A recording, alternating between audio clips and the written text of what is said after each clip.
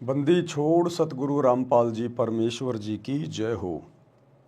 परमपिता परमात्मा सारी सृष्टि के रचनहार कुल मालिक असंख्य ब्रह्मांडों के स्वामी जगत गुरु तीनों लोकों में प्रवेश करके सबका भरण पोषण करने वाले राजाधिराज आत्माधार नाथों के नाथ देवों के देव महादेव सर्वेश्वर महेश्वर मृत्युंजय अजरो अमर आदि अनादि सनातनी प्रभु जगत पिता जगदीश्वर श्री श्री 1008 की उपाधि के वास्तविक अधिकारी अकाल मूरत शब्द स्वरूपी राम वासुदेव सर्वगतम ब्रह्म परम पूज्य प्रथम पूज्य परम संत परम पुरुष परम धनी परम दयालु सत्य कबीर हक्का कबीर अल्लाहु अकबर बाखबर अल्लाह ताला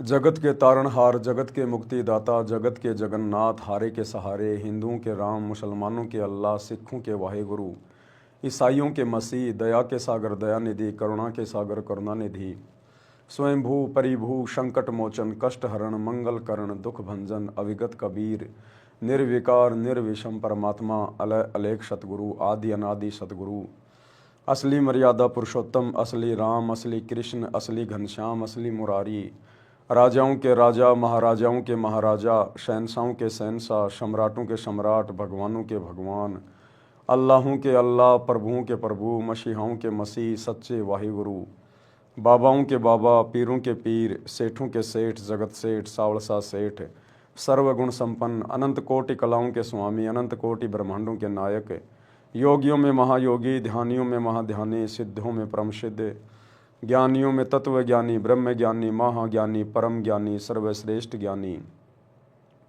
विज्ञानी युवा कबीर समरथ कबीर असमवात अमित ओझा सच्चे रहनुमा करीम अल्लाह सुभान अल्लाह दुनिया के अंतिम पैगंबर 8 सितंबर 1951 से गांव धनाना जिला सोनीपत हरियाणा भारतवर्ष की पावन भूमि पे प्रकट रियल कल की भगवान श्री नारायण साकार हरि श्री बाबा साहेब नूर अनंत परमात्मा संत श्रोमणी सतगुरु रामपाल जी परमेश्वर जी के चरण कमल में साध संगति से जुड़े हुए देश विदेश से आप और हम सभी सत्सेवक भाई बहनों का अनंत कोटि दंडवत।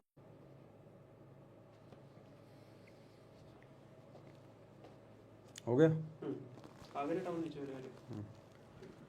तो सौभाग्य है उन आत्माओं का जिनको कलयुग की बिचली पीढ़ी में सतगुरु मिल गया सत भक्ति मिल गई और परम सौभाग्य है उन आत्माओं को जिनको सतगुरु भी मिल गया सत भक्ति भी मिल गई और साथ में सुसंगति यानी साध संगति भी मिल गई। क्योंकि साध संगति सतलोक के लिए सतगुरु रामपाल जी भगवान का ट्रेनिंग सेंटर है। साध संगति से जुड़े बिना आप जी सतलोक की प्राप्ति नहीं कर सकते। ये कलयुग की बिचली पीढ़ी में परमात्मा की सुनियोजित प्लानिंग होती है साध संगतियां शुरू करवाना। साध संगति से ही सतगुरु रूप में धरती पे प्रकट कबीर परमेश्वर को पहचाना जा सकता है, दूसरा कोई तरीका नहीं है।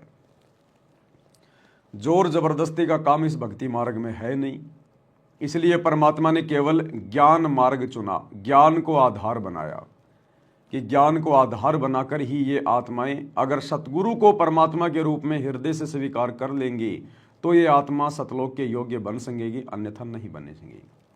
तो परमेश्वर ने दया बख्शी, हमें साथ संगति से जोड़ा, अपनी पहचान करवाई, हमें इस योग्य बनाया परमात्मा ने कि आज हम निसंशय होके निसंदेह होके गुरु को भगवान मान के ज्ञान को आधार बना के और अपनी भक्ति पर दृढ़ हैं। तो भाई और बहनों, पूज्य गुरुदेव जी के मुखारविंद से जो विशेष संदेश हिसार जेल से आए थे, अब उन विशेष संदेशों के ऊपर विशेष तौर पर निष्कर्ष निकालने की प्रक्रिया जारी है कि गुरुदेव ने क्या कुछ संकेत, क्या कुछ रहस्य, क्या कुछ विशेष बातें वर्तमान में हमारे लिए हिसार जेल से भेजी हैं सत्संगों के माध्यम से, विशेष संदेशों के माध्यम से। क्योंकि विशेष संदेश है, एक होता है संदेश यानी नॉर्मल जानकारी और एक होता है विशेष संदेश यानी बहुत महत्वपूर्ण कोई बात।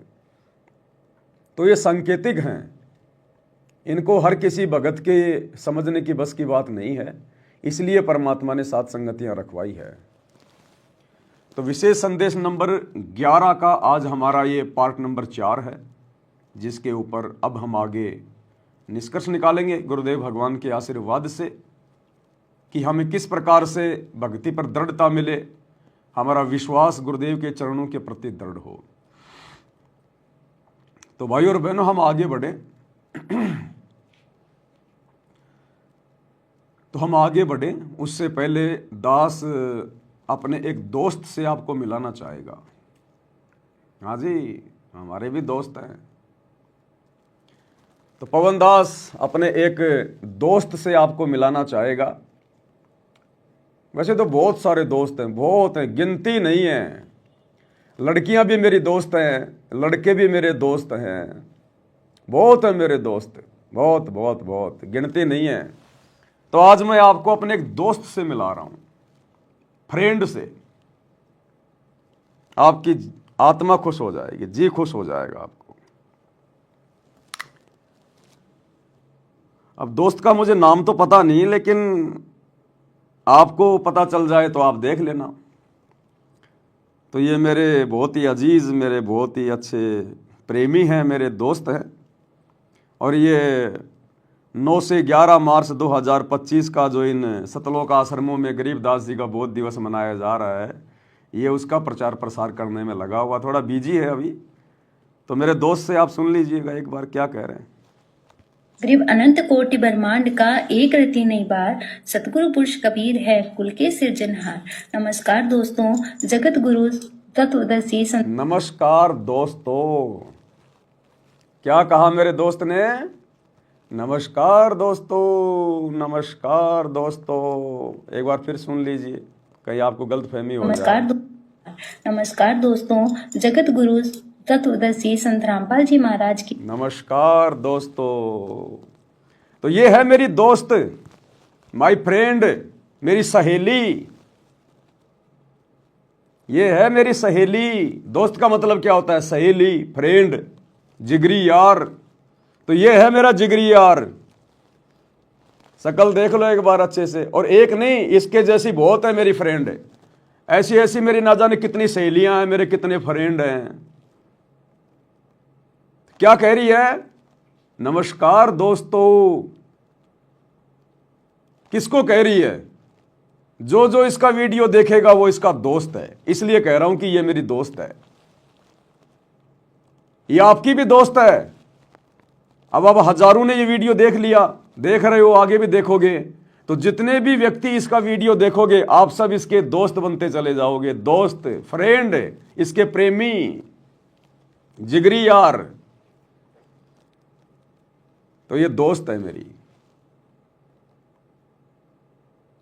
और ऐसी ऐसी ना जाने सतलोक आश्रमों में कितनी सहेलियां मेरे कितने दोस्त हैं जो रोजाना वीडियो बनाती हैं। वो जवान जवान लड़कियां, वो माता बहनें, बूढ़े बूढ़े, कि नमस्कार दोस्तों, नमस्कार दोस्तों। तो सब हमारे दोस्त हैं भाई। किसको कह रही है दोस्ती है? सोशल मीडिया पे डाल रही है। जो जो इसको वीडियो देखेगा, जो जो इसको फॉलो करेगा, वो इसके दोस्त हैं। तो ये मेरी दोस्त है। ये मेरी गुरु बहन नहीं है, ये मेरी दोस्त है।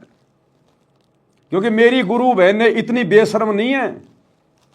मेरी गुरु बहनें अपनी इज्जत का सत्यानाश नहीं करती हैं। सरेआम मार्केट में अपने गुरुजी की इज्जत को नहीं उछालती हैं, लोगों को दोस्त कह के, फ्रेंड कह के। मेरी गुरु बहनें बहुत समझदार हैं, बहुत इज्जतदार हैं। मेरी गुरु बहनें कभी भी किसी को दोस्त नहीं कहती, वो गुरु भाई कहती हैं, भाई और बहनों कहती हैं। परमात्मा की प्यारी आत्माएं कहकर संबोधित करती हैं। दोस्त कहकर मेरी गुरु बहनें संबोधित नहीं करती। बेशरम, बेहया, जिनकी खुद की इज्जत नहीं, जिनको खुद को 2 कौड़ी का ज्ञान नहीं, उनके माता पिता के संस्कार ऐसे घटिया, उनके भगत भाई बहनों के संस्कार, जिन आश्रमों से वो जुड़ी है, उनके संस्कार इतने घटिया, वो औरतें कहती हैं नमस्कार दोस्तों, नमस्कार दोस्तों। कितने दोस्त हैं इसके? अरे इसके कितने दोस्त हैं हिंदुस्तान में, पता ही नहीं है। इसके चैनल पर जितने भी इसके फॉलोवर हैं, सारे इसके दोस्त हैं। इसका बाप ये वीडियो सुनेगा, वो भी इसका दोस्त हो जाएगा। क्योंकि वीडियो सुनने वाले को तो कह रही है नमस्कार दोस्तों। इसका भाई सुनेगा, वो भी इसका दोस्त हो गया। इसका मामा सुनेगा, वो भी इसका दोस्त हो गया। इसका फूफा सुनेगा, वो भी इसका दोस्त हो गया। और इसका गुरु सुनेगा तो इसका गुरु भी इसका दोस्त हो गया। ये है सतलोक आश्रमों से जुड़े हुए भाई बहनों का ज्ञान, तत्व ज्ञान। नमस्कार दोस्तों, एक शादी थी एक लड़के की, लड़का घोड़ी पे बैठा था, डीजे बज रहा था, सामने लड़के की बुआ नाच रही, लड़के की माँ भी नाच रही, लड़के की बहन भी नाच रही, और गाना चल रहा, आज मेरे यार की शादी है, यार की शादी है, मेरे दिलदार की शादी है, आज मेरे यार की शादी है। तो किसी समझदार व्यक्ति ने कहा, रे देखो भाई, कलयुग आ गया, कलयुग। दूल्हा घोड़ी पे बैठा है और डीजे पे गाना बज रहा है, आज मेरे यार की शादी है, और सामने माँ नाच रही है, बुआ नाच रही है, बहन नाच रही है, और गाना क्या चल रहा है, आज मेरे यार की शादी है। वो लड़का अपनी माँ का भी यार हो गया, क्योंकि आज मेरे यार की शादी है, माँ नाच रही है। वो लड़का उस बुआ का भी यार हो गया, आज मेरे यार की शादी है। वो लड़का अपनी बहन का भी यार हो गया, क्योंकि वो बहन भी तो नाच रही है, आज मेरे यार की शादी है। तो इसके कितने दोस्त हैं, कितने इसके सहेले हैं।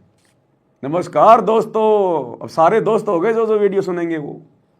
तो इसकी माँ भी इसकी दोस्त, इसका भाई भी इसका दोस्त, इसका फूफा भी इसका दोस्त, इसके भगत भाई भी इसके दोस्त, इसका गुरु भी इसका दोस्त है। कॉमन सेंस का प्रयोग करना है। हम सत भक्ति कर रहे हैं, सत भक्ति। अरे एक तरफ तो तुम लोग वो जीने की राह पुस्तक हाथ में लेके दिन रात चिल्लाते रहते हो, जीने की राह, जीने की राह। अरे खुद तो जीना सीख लो एक बार। उस जीने की राह के अंदर गुरुजी ने गुंडे मवालियों के कर्म बताए, बढ़वे के कर्म बताए। इस प्रकार के शब्दों का प्रयोग है। जो बढ़वे होते हैं, जिनके माँ बाप से जिनको अच्छे संस्कार नहीं मिलते हैं, जिनकी परवरिश ऐसे झुग्गी झोपड़ियों में होती है, जिनको कोई संस्कार देने वाला नहीं होता, वो लोग इस प्रकार के शब्दों का प्रयोग करते हैं। नमस्कार दोस्तों, जो लोग ज्ञानहीन हैं, जिनको आध्यात्मिक ज्ञान नहीं है, वो लोग इस प्रकार के शब्दों का प्रयोग करते हैं। नमस्कार दोस्तों, और वो भी एक भगत होकर, और वो भी लेडीज होकर। शर्म नहीं आई इसको?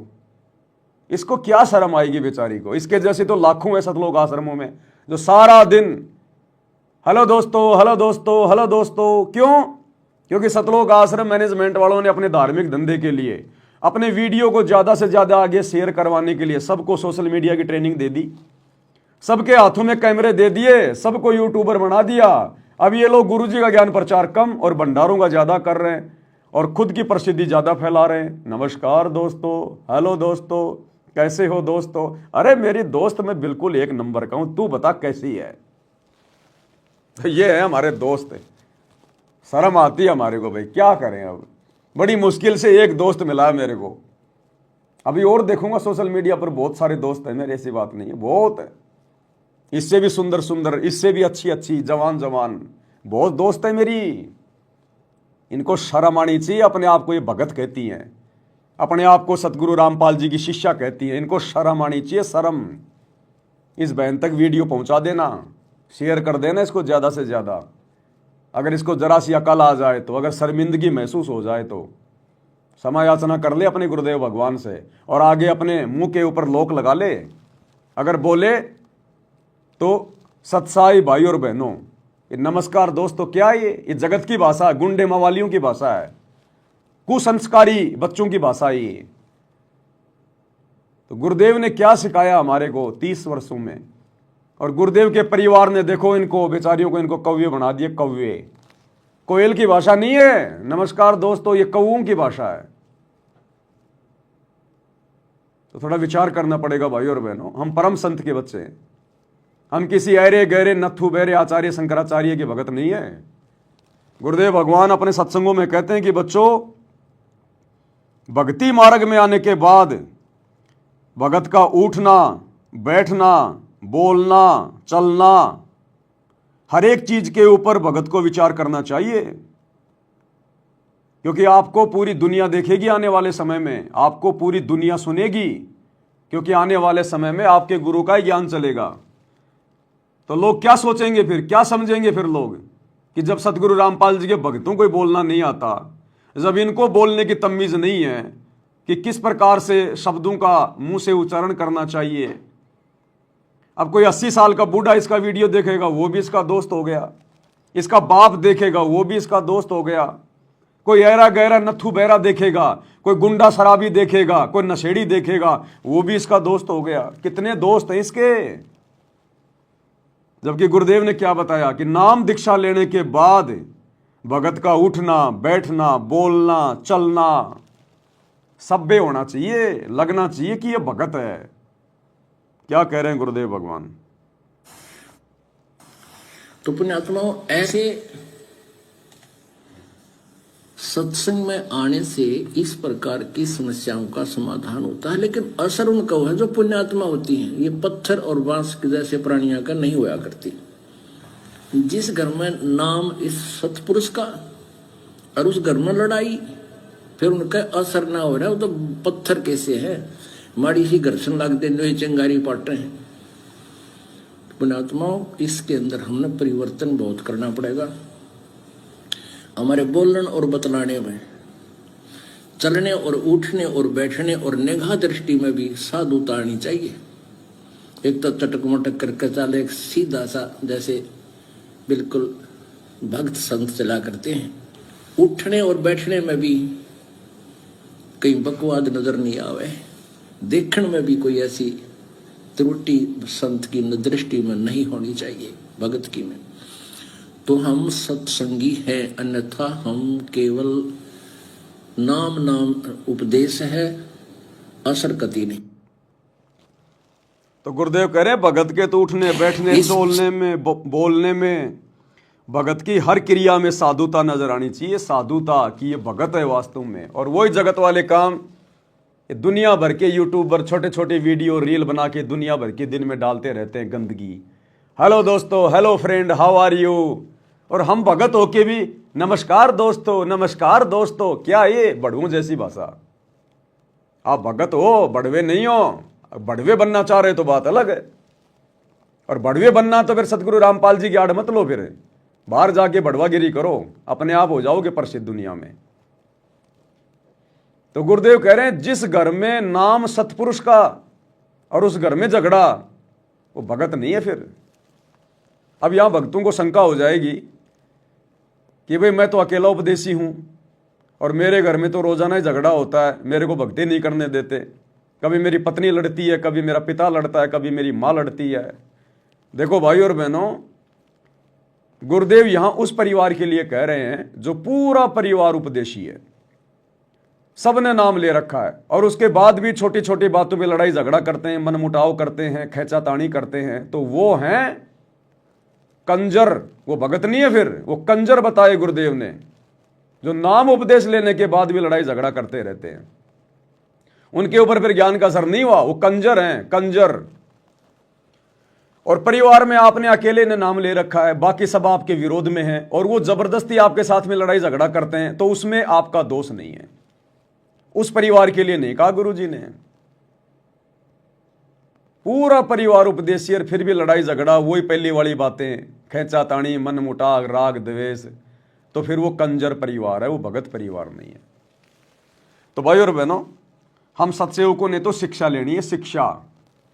ये इस प्रकार के उदाहरण जो हमारे सामने आ रहे हैं ना इन भगत भाई बहनों के, जो आश्रमों से जुड़े हुए हैं, तो आप और हमने तो शिक्षा लेनी है। और ज्यादा हमने समझदार होकर चलना है कि हम कभी भी किसी भी प्रकार से ना तो समाज की नजरों में गिरें और ना अपने गुरुदेव की नजरों में गिरें।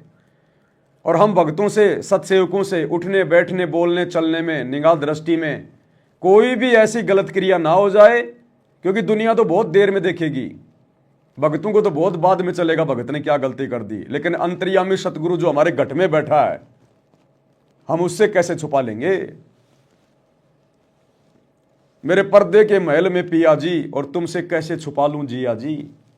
जीतादास जी ने अपने गुरुजी के लिए कहा था कि मेरे पर्दे के महल में पिया जी, कि हे मेरे गुरुदेव, आप तो मेरे हृदय में बैठे हो, आपसे मैं क्या छुपा सकता हूं। तो हमने दुनिया को देख के नहीं चलना, हमने समाज को देख के नहीं चलना। हमारा गुरु क्या सोचेगा, हमारा गुरु क्या कहेगा। हम किसकी नजरों में सबसे पहले गिरते हैं? अपने गुरु की नजरों में, क्योंकि गुरु को दिखाने की जरूरत नहीं, गुरु को बताने की जरूरत नहीं। अंतर्यामी एक तुम आत्म के आधार, जो तुम छोड़ो हाथों में कौन उतारे पार। तो हमने तो इस बात से डरकर, भयभीत होकर कि अगर मेरा गुरु नाराज हो गया मेरी किसी भी क्रिया से तो क्या बनेगा मेरा तो जीवन नरक बन गया, सत्यानाश हो गया भक्ति का। और एक बार यदि गुरु नाराज हो गया तो फिर कहते हैं रहीमन धागा प्रेम का मत तोड़ो छिटकाए, टूटे से फिर ना जुड़े, जुड़े तो गांठ पड़ जाए। फिर वो अर्जुन सर्जुन वाली सी बात हो जाएगी कि भैया कितना ही रो लो, कितना ही धो लो, कितने पैर पकड़ लो, अब तुम मेरे इस शरीर से पार नहीं हो सकते। तो 250 वर्ष उनको फिर से इंतजार करना पड़ा और गरीबदास जी के रूप में दोबारा से कबीर परमात्मा आए, तब उनको नाम दिया। और उस जन्म में भी पार नहीं हो पाए क्योंकि वो पार होने का समय नहीं था। अब अर्जुन सर्जुन का जन्म होगा या हो चुका होगा, और इस जन्म में भी यदि वो गुरु को परमात्मा मान के भक्ति करेंगे, मन में जरा सा भी दोष पैदा नहीं करेंगे, तो कहीं जाकर उनकी बात बनेगी। एक उदाहरण पेश किया गुरुदेव ने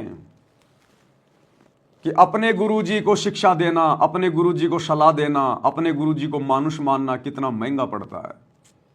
250 साल तक उन्होंने उसी शरीर में दुख झेले। आज 60-70 साल के बाद आदमी का जीना मुश्किल हो जाता है, और 250 साल उन्होंने बुढ़ापा काटा केवल एक गलती, गुरु को शिक्षा देना, गुरु को मानुष माना। तो गुरुजी हमें शिक्षा दे रहे हैं अर्जुन सर्जुन के माध्यम से बिचली पीढ़ी वालों को कि ऐसी गलती मत कर देना तुम इस कलयुग की बिचली पीढ़ी में, अपने गुरु को मानुष मत मान लेना। गुरु मानुष कर जानते वो नर कहिए, अंधे हुए दुखी संसार में आ गए हम के फंदे। तो हमने शिक्षा लेनी है भाई।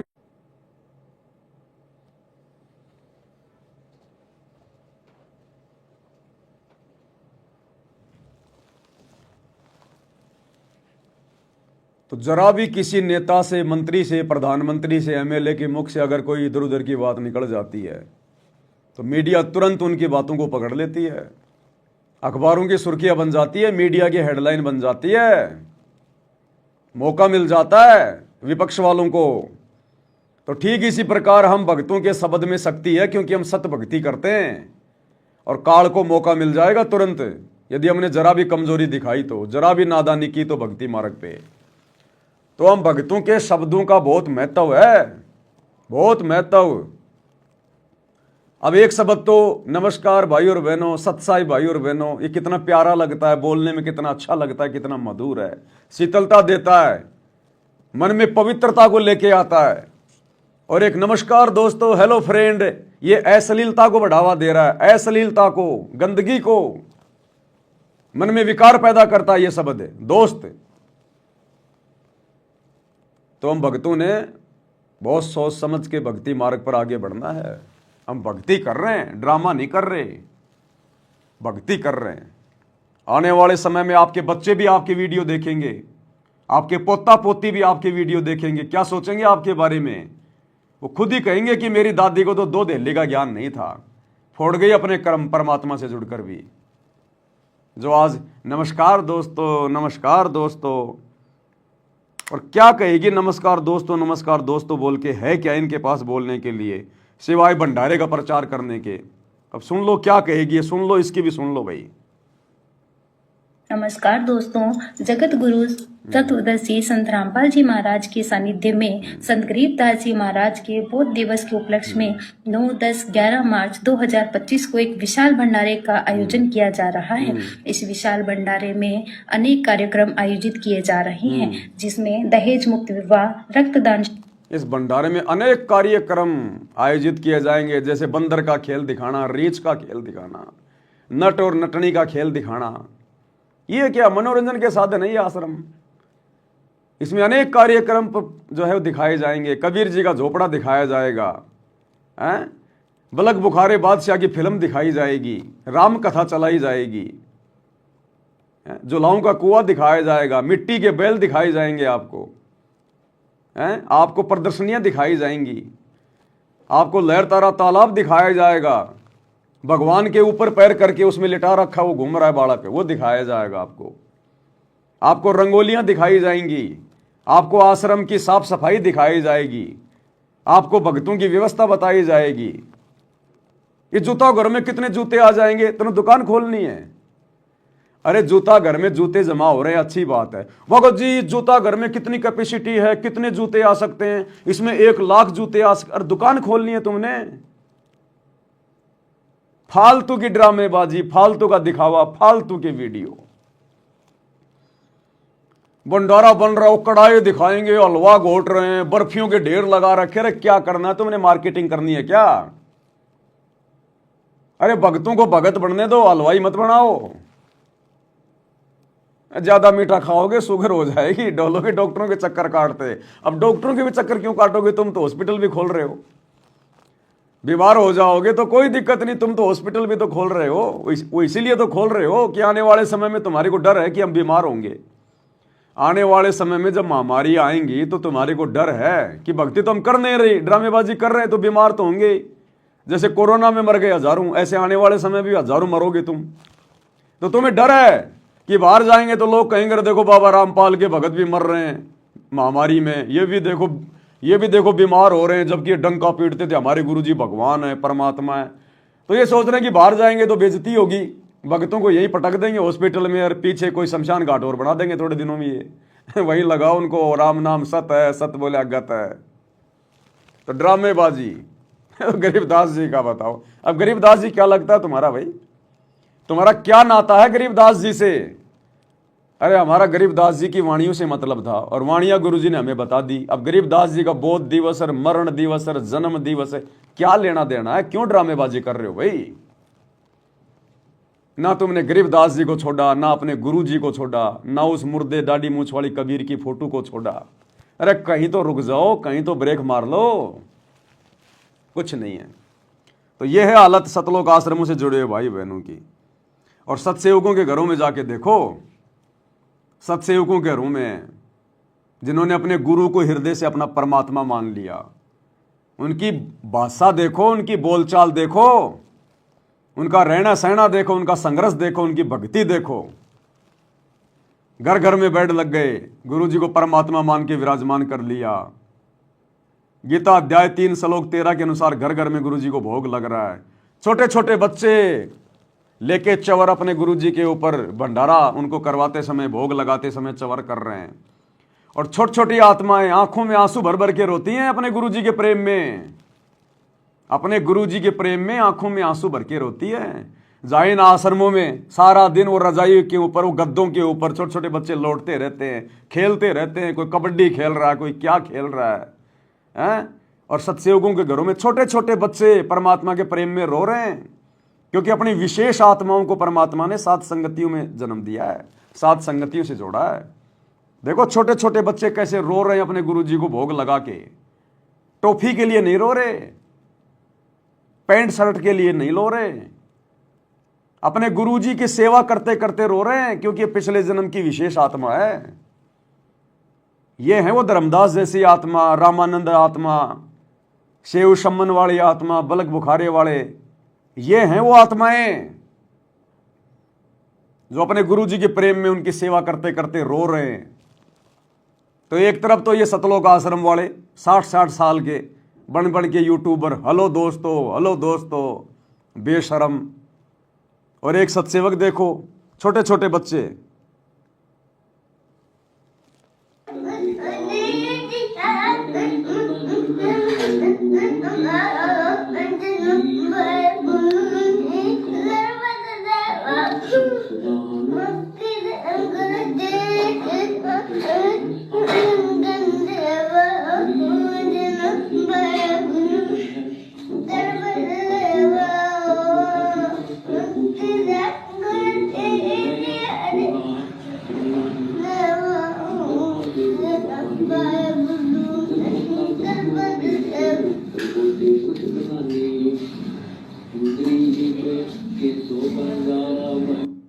देखो कैसे अपने गुरु जी के प्रेम में रो रहे हैं छोटे छोटे बच्चे अपने गुरु जी को भोग लगाते समय। हम विनती करते जी, गुरु जी थारे आ गए, साहिब थारे आ गए।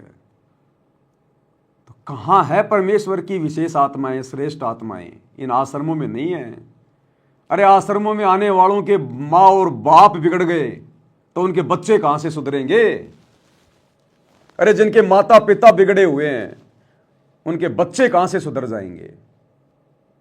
बकवादें होती हैं, बकवादें, प्यार प्रेम की बातें, शादियों की बातें, अश्लील बातें, ड्रामेबाजी, मोबाइल ले लेके सेल्फियां खींचते रहेंगे वहां। जगत वालों को घुसेड़ दिया भक्तों के बीच में, है कोई वहां पे कोई शुद्धता? इसलिए परमात्मा ने सात संगतियां शुरू करवाई, अपने मिशन को गति देने के लिए। अपनी प्यारी आत्माओं को परमात्मा ने छांट लिया और जो गंदगी, जो कूड़ा करकट है, वो उन आश्रमों में छोड़ दिया। इसलिए भाई और बहनों, सात संगतियों की आवश्यकता पड़ी, नहीं तो परमात्मा ने कोई जरूरत नहीं थी सात संगतियां शुरू करवाने की। तो आगे बढ़ते हैं। विशेष संदेश नंबर 11 का पार्ट नंबर आज 4 है। गुरुदेव हमें और क्या समझा रहे हैं, किस प्रकार से एक नेक भगत बनने की शिक्षा दे रहे हैं, कौन कौन सी गलतियां करेंगे तो हम नुकसान उठाएंगे, क्या बता रहे हैं गुरुदेव? तो बच्चों, अब इस समय को संभालो और इस परमात्मा की समर्थता से परिचित हो जाओ। इस गंदे लोक ने अच्छी तरह समझ लो। यहां तुम नहीं रह पाओगे और एक अंदर कसक बनाए रखो नारी कि ठीक है, जब तक यहाँ है खूब परिवार में मिलकर रहो और सब ना अपने मालिक की बातों में वो जाकर रखो और गप्पे कम मारो। और गप्पे मारने की बकवाद पे मतलब की है अपना, जब टाइम लगा मालिक की चर्चा शुरू करते, कोई कथा देख ले, कोई वैसे भाई बहन की चर्चा करो, देखो उनको इतना दुख था, मालिक की दया से इतना सुख होगा। इससे ये मन का लगाम डली रहेगी। यदि तुम सत्संग सुनने के बाद फिर बाद में वही अपने गृहस्थी बेत की बातें करती हो, फोन पर बैठ कर करते रहते हो, फलाने से मर ले, दकने से कर ले, तो इनसे मालिक राजी नहीं होगा, आपको कष्ट शुरू हो जाएगा। सब जानते हैं अंतर्यामी परमात्मा। ये ना सोचो हिसार जेल में बैठ गए तो ये कैद हो गए। वर्तमान में संगत में जो चल रहा है 90%, जो बकवादें चल रही हैं, उन बकवादों के आधार से अंतर्यामी भगवान हिसार जेल से बैठ के कह रहा है कि फालतू में इधर उधर घूमने से, कहीं हांडने से अच्छा है गुरु जी की अपनी कोई कथा सुन लो, अपने किसी भगत भाई बहन से परमात्मा की कोई चर्चा कर लो, अपने रिश्तेदारों से बात करने से अच्छा है गुरु जी का सत्संग सुन लो, इधर उधर धक्के खाने से अच्छा है। ये बकवाद छोड़ो, नहीं तो फिर वही समस्या वापस आ जाएंगी तुम्हारे सामने, फिर वही दुख शुरू हो जाएंगे। तो अंतर्यामी को सब पता है, ये अंधा नहीं है, पागल नहीं है, ये सब देख रहा है, सारी राम कहानी देख रहा है। यही देखने के लिए तो जेल में जाके बैठा है कि मेरे सामने तो बकवाद ये करते नहीं और मेरे पीछे से देखता हूं कौन कौन बकवाद करेगा, कौन कौन ज्ञान को आधार बना के चलेगा। तो ये देखने के लिए, हमारी परीक्षा लेने के लिए तो जेल में बैठा है। और आज जेल में बैठकर सब कुछ देखकर सत्संग के माध्यम से बाहर संदेशा भेज रहा है कि मैं सब कुछ देख रहा हूं तुम्हें, तुम ये ना सोचना कि मुझे पता नहीं है। तो सारी बातें कह दी गुरु जी ने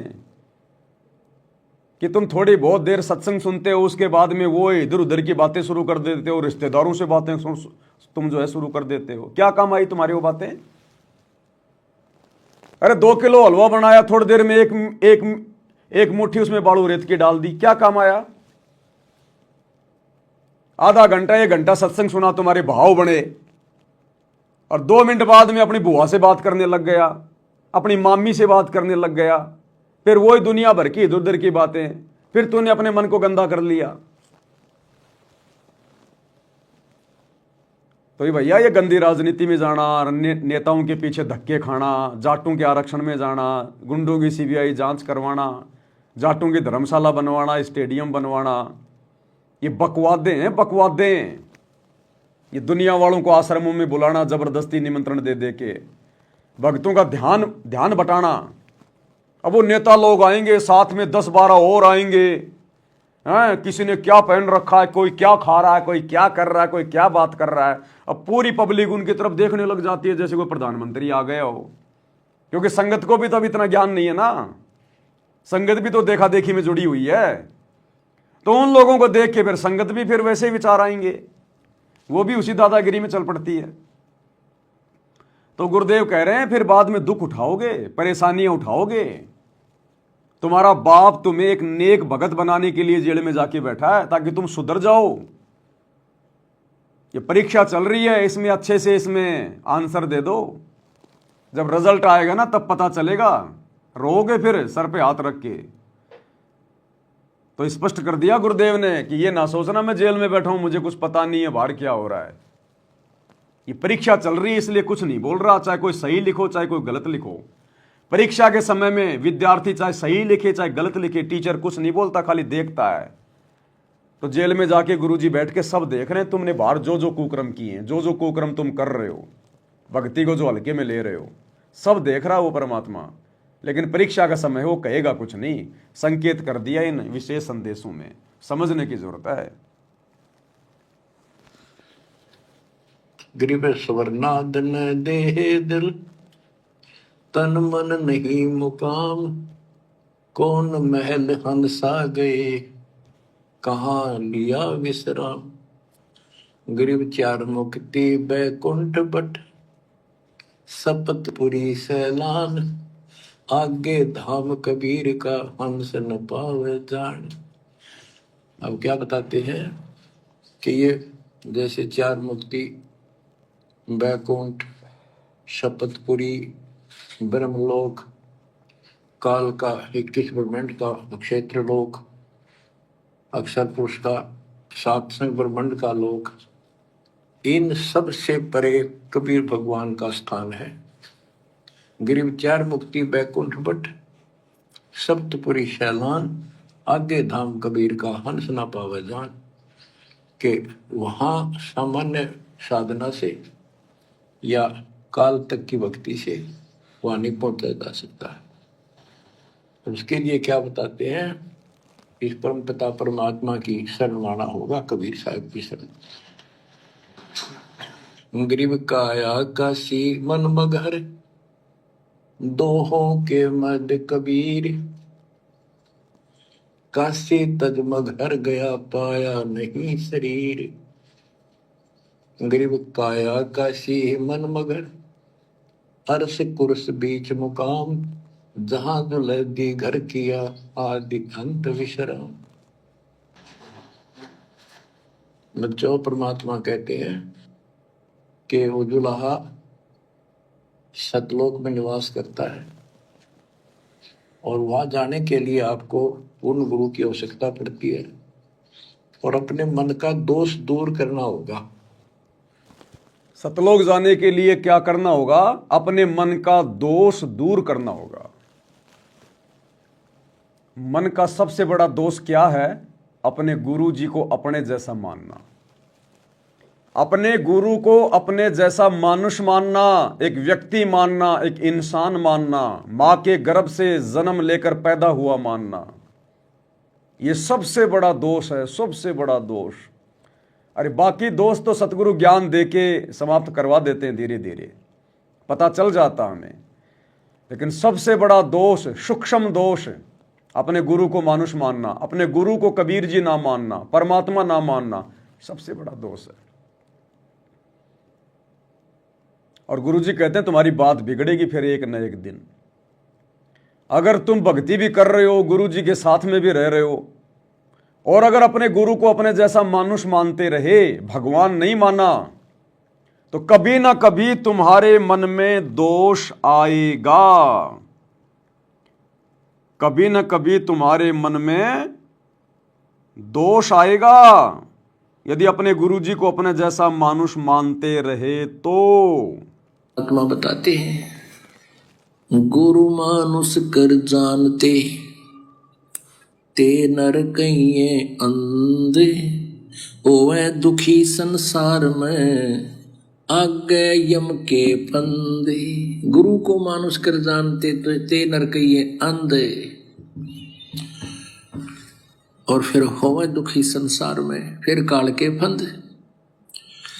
पुणात्मा, हमने गुरु जी को परमात्मा मानना पड़ेगा।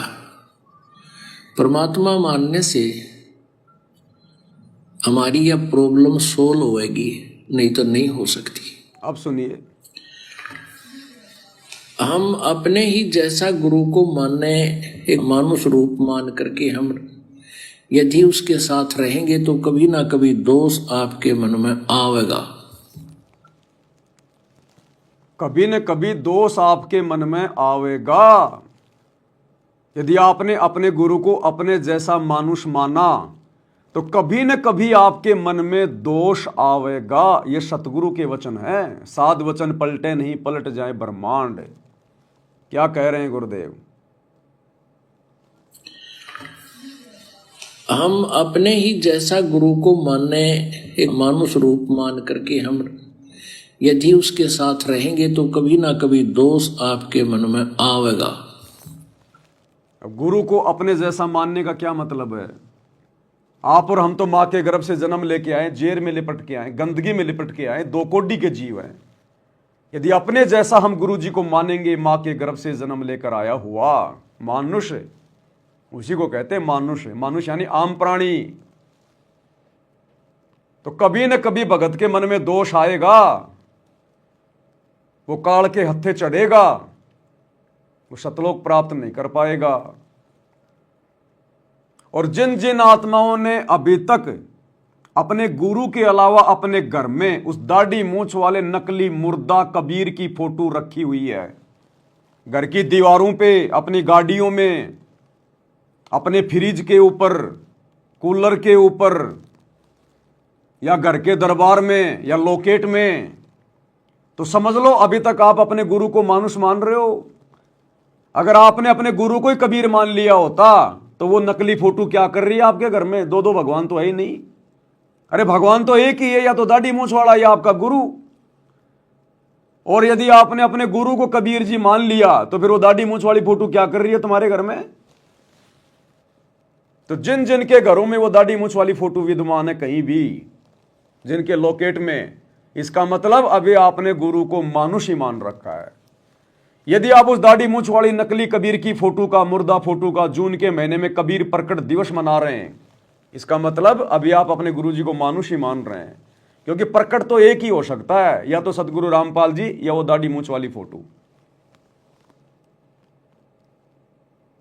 तो कभी न कभी आपके मन में दोष आएगा अगर आप दोगली भक्ति करोगे तो। ये दोगली भक्ति है, दो नावों की सवारी है। आत्मा एक है, परमात्मा दो नहीं हो सकते। या तो सतगुरु रामपाल जी है परमात्मा, या फिर वो दाढ़ी मूंछ वाली कबीर की मुर्दा फोटो है परमात्मा। अगर उस मुर्दा फोटो को कबीर मान रहे हो तो सतगुरु रामपाल जी को घर से बाहर निकाल दो, और अगर सतगुरु रामपाल जी को परमात्मा मान रहे हो तो दाढ़ी मूंछ वाले को घर से बाहर निकाल दो। नहीं तो आप दोगले हो, दोगले। आप दोगली भक्ति कर रहे हो, फर्जी भक्ति कर रहे हो। आप अपने आप को भी धोखा दे रहे हो और अपने भगवान को भी धोखा दे रहे हो, और अपनी आने वाली पीढ़ियों को भी नरक का रास्ता दिखा रहे हो आप। तो इसलिए गुरुदेव कहते हैं यदि आपने अपने गुरु को मानुष माना तो मन में दोष आएगा। तो गुरु की आवश्यकता पड़ती है, और अपने मन का दोष दूर करना होगा।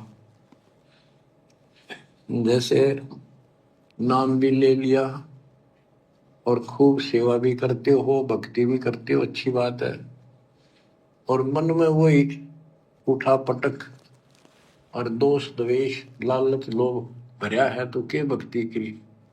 भक्ति भी कर रहे हो, नाम भी ले लिया, और मन में वो लालब, लोभ, द्वेष, स्वार्थ, बकवाद, तो क्या भक्ति कर रहे हो फिर?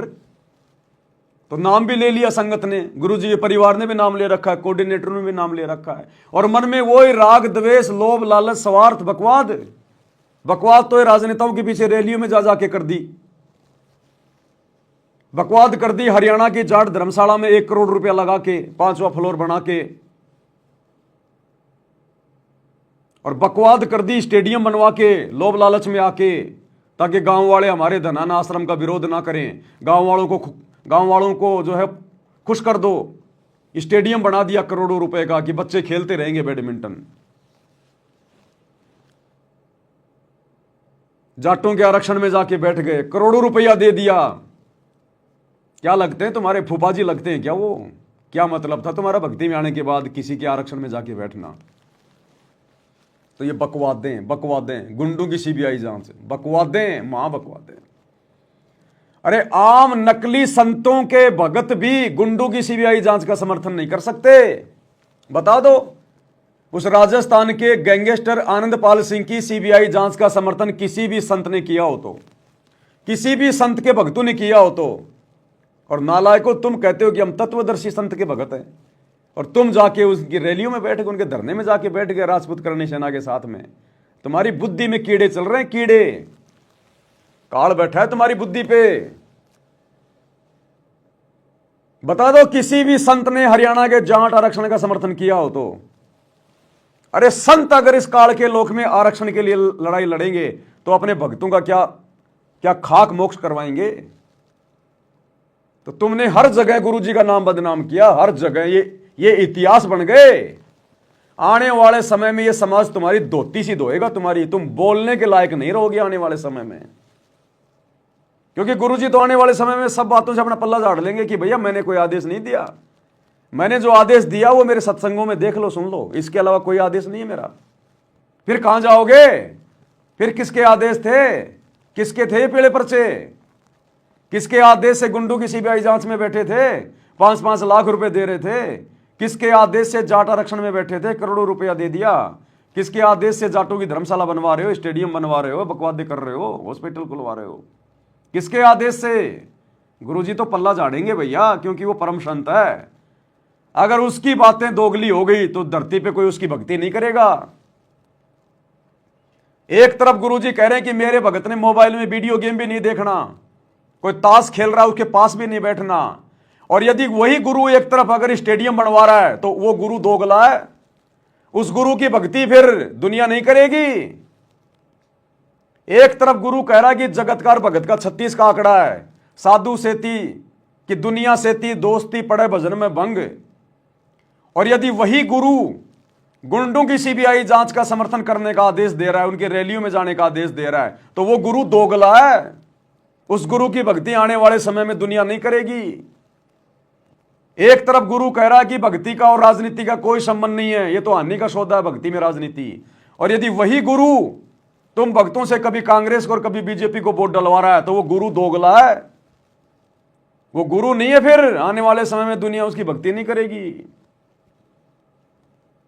तो ये वर्तमान समय परीक्षा का समय था, और संगत धोखा खा गई, धोखा ज्ञान को आधार ना बना के, और गुरु की आड़ में तुम लोगों के कर्म फुड़वा दिए गुरु के परिवार ने, इन कोऑर्डिनेटरों ने।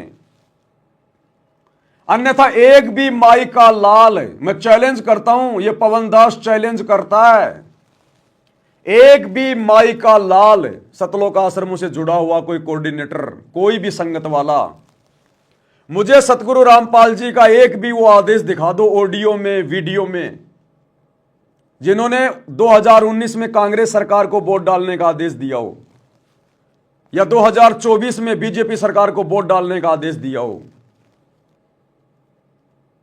या हरियाणा के जाट आरक्षण में जाके बैठने का आदेश दिया हो, या आनंदपाल जैसे गुंडे की सीबीआई जांच करवाने का आदेश दिया हो, या धनाना का स्टेडियम बनाने का आदेश दिया हो, या अयोध्या में भंडारा लगाने का आदेश दिया हो, या इन आश्रमों में दुनिया भर का पाखंड करने का, ये कबीर का झोपड़ा बनाना, लहर तारा तालाब बनाना, जुलाओं का कुआं बनाना, आश्रम में रंगोलियां बनाना, ये मिट्टी के गधे और बैल बनाना, एक भी माई का लाल चैलेंज करता हूं, अगर असल बाप की पैदाइश हो, अगर असल में तुमने अपनी मां का दूध पिया है और अपने आप को संत रामपाल जी का भगत कहते हो, एक भी माई का लाल मुझे कोई भी आदेश दिखा दो मेरे गुरु का।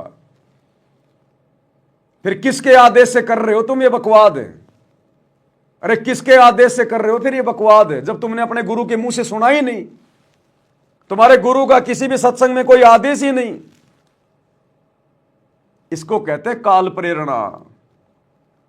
काल प्रेरणा, काल की भांग का नशा चढ़ रखा है, तुम्हें पता ही नहीं है कि हम क्या कर रहे हैं। तुम्हें चाहे कोई गधे पे बैठा दो गुरु जी का नाम लेके, चाहे कोई हाथी पे बैठा दो, तुम्हें असर ही नहीं पड़ता। तो ऐसे बाखबर को परमात्मा ऊपर नहीं लेके जाता। फिर ऐसे बेखबर परमात्मा के योग्य नहीं है। अरे जिनको गू का और गोबर का नहीं पता कि गू का टेस्ट कैसा होता है और गोबर का टेस्ट कैसा होता है, उनको चाहे कोई गू खिला दो चाहे गोबर खिला दो, उनको पता ही नहीं है। चाहे आश्रम में भंडारा लगा दो और चाहे अयोध्या में राम मंदिर में भंडारा लगा दो, इनको पता ही नहीं चलता हम क्या कर रहे हैं।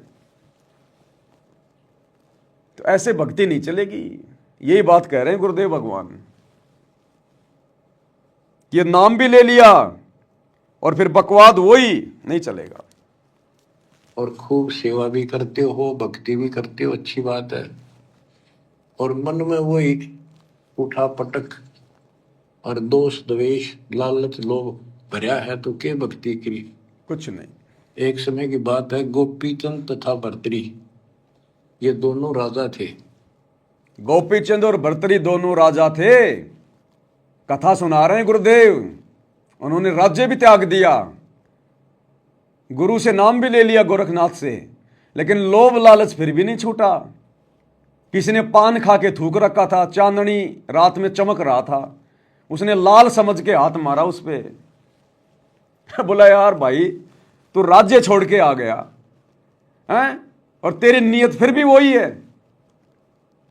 तो इसी प्रकार ये गुरु का परिवार, ये कोऑर्डिनेटर कह रहे हम भक्ति कर रहे, हम सतलोक जाएंगे, इंद्र दा राज कागदा विष्टा ना भोगा इंद्राणी नू, और हरियाणा के जाटों को भोग रहे हो, उनके आरक्षणों में जाके उनकी जूतियां चाट रहे हो, गुंडों को भोग रहे हो, गुंडों की सीबीआई जांच का समर्थन कर रहे हो, तुम काल को भोग रहे हो, अयोध्या में जाके भंडारा लगा रहे हो, तुम अपने स्वार्थ में आके, लोभ लालच में आके, अपने स्वार्थ में आके भर्तरी की तरह, और स्टेडियम बनवा दिया तुमने ताकि हमारा आश्रम बन जाए, गांव वाले रोका टोकी ना करें।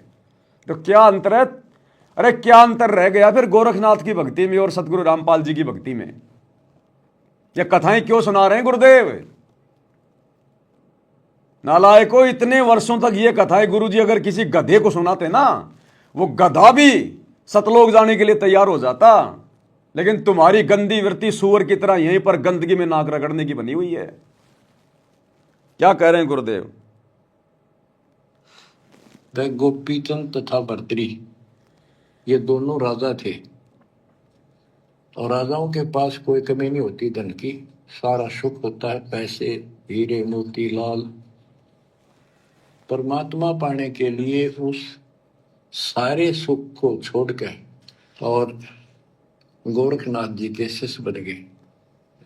कति त्यागी बैरागी हो गए, तन पर एक लंगोट रखें, हाथ में करमंडल, जैसा उनका वेशभूषा होती है वो रखते। एक दिन गोपीचंद और भर्तरी जा रहे थे रात्रि में, चांद की रोशनी अच्छी थी, किसी ने रास्ते में पान खाकर थूक रखा था और उसका बुलबुला सा बन गया। ये दोनों वहां जा रहे थे तो चांद की रोशनी में वो बुलबुला सा चमका। भर्तरी को लगा कि ये लाल पड़ा है, लाल हीरा। उसने एकदम उस पर हाथ मारा ठाण खातर, उसका हाथ धस गया थूक में। अरे गोपीचंद हंसे। गोपीचंद बोले, नाथ जी क्या मिल गया ऐसा, कैसे बैठ गए चलते चलते? हाथ ने बुला रहा तारा गजब हुई होगा, लक्ष्य थूक रखा था, मैंने सोचा लाल है। गोपीचंद बहुत हंसा, बोले जी लाल छूटे नहीं अभी तक। बोला भाई ये मन बड़ा निकम्मा है, मैंने सोची अठा लिया पड़ा पड़ा के काम होगा, कि तो भंडारे कराएंगे, खर्च कर देंगे। तो इसी प्रकार भाई और बहनों, उस गोपीचंद की तरह ये सत्सेवक भाई बहन गुरुजी के परिवार पे हंस रहे हैं, इस लाखों की मूर्ख संगत पे हंस रहे हैं। ये राजनीति, ये काल का थूक है जो इनको चमकता हुआ लाल दिखाई दे रहा है, इन सतलोक आश्रम वालों को, गुरुजी के परिवार को, कोऑर्डिनेटरों को। वो काल का थूक है, टट्टी है काल का। और हम सत्सेवक हंस रहे हैं इनकी मूर्खता को देख के, गुरुजी के परिवार की मूर्खता को देख के, भक्तों की मूर्खता को देख के।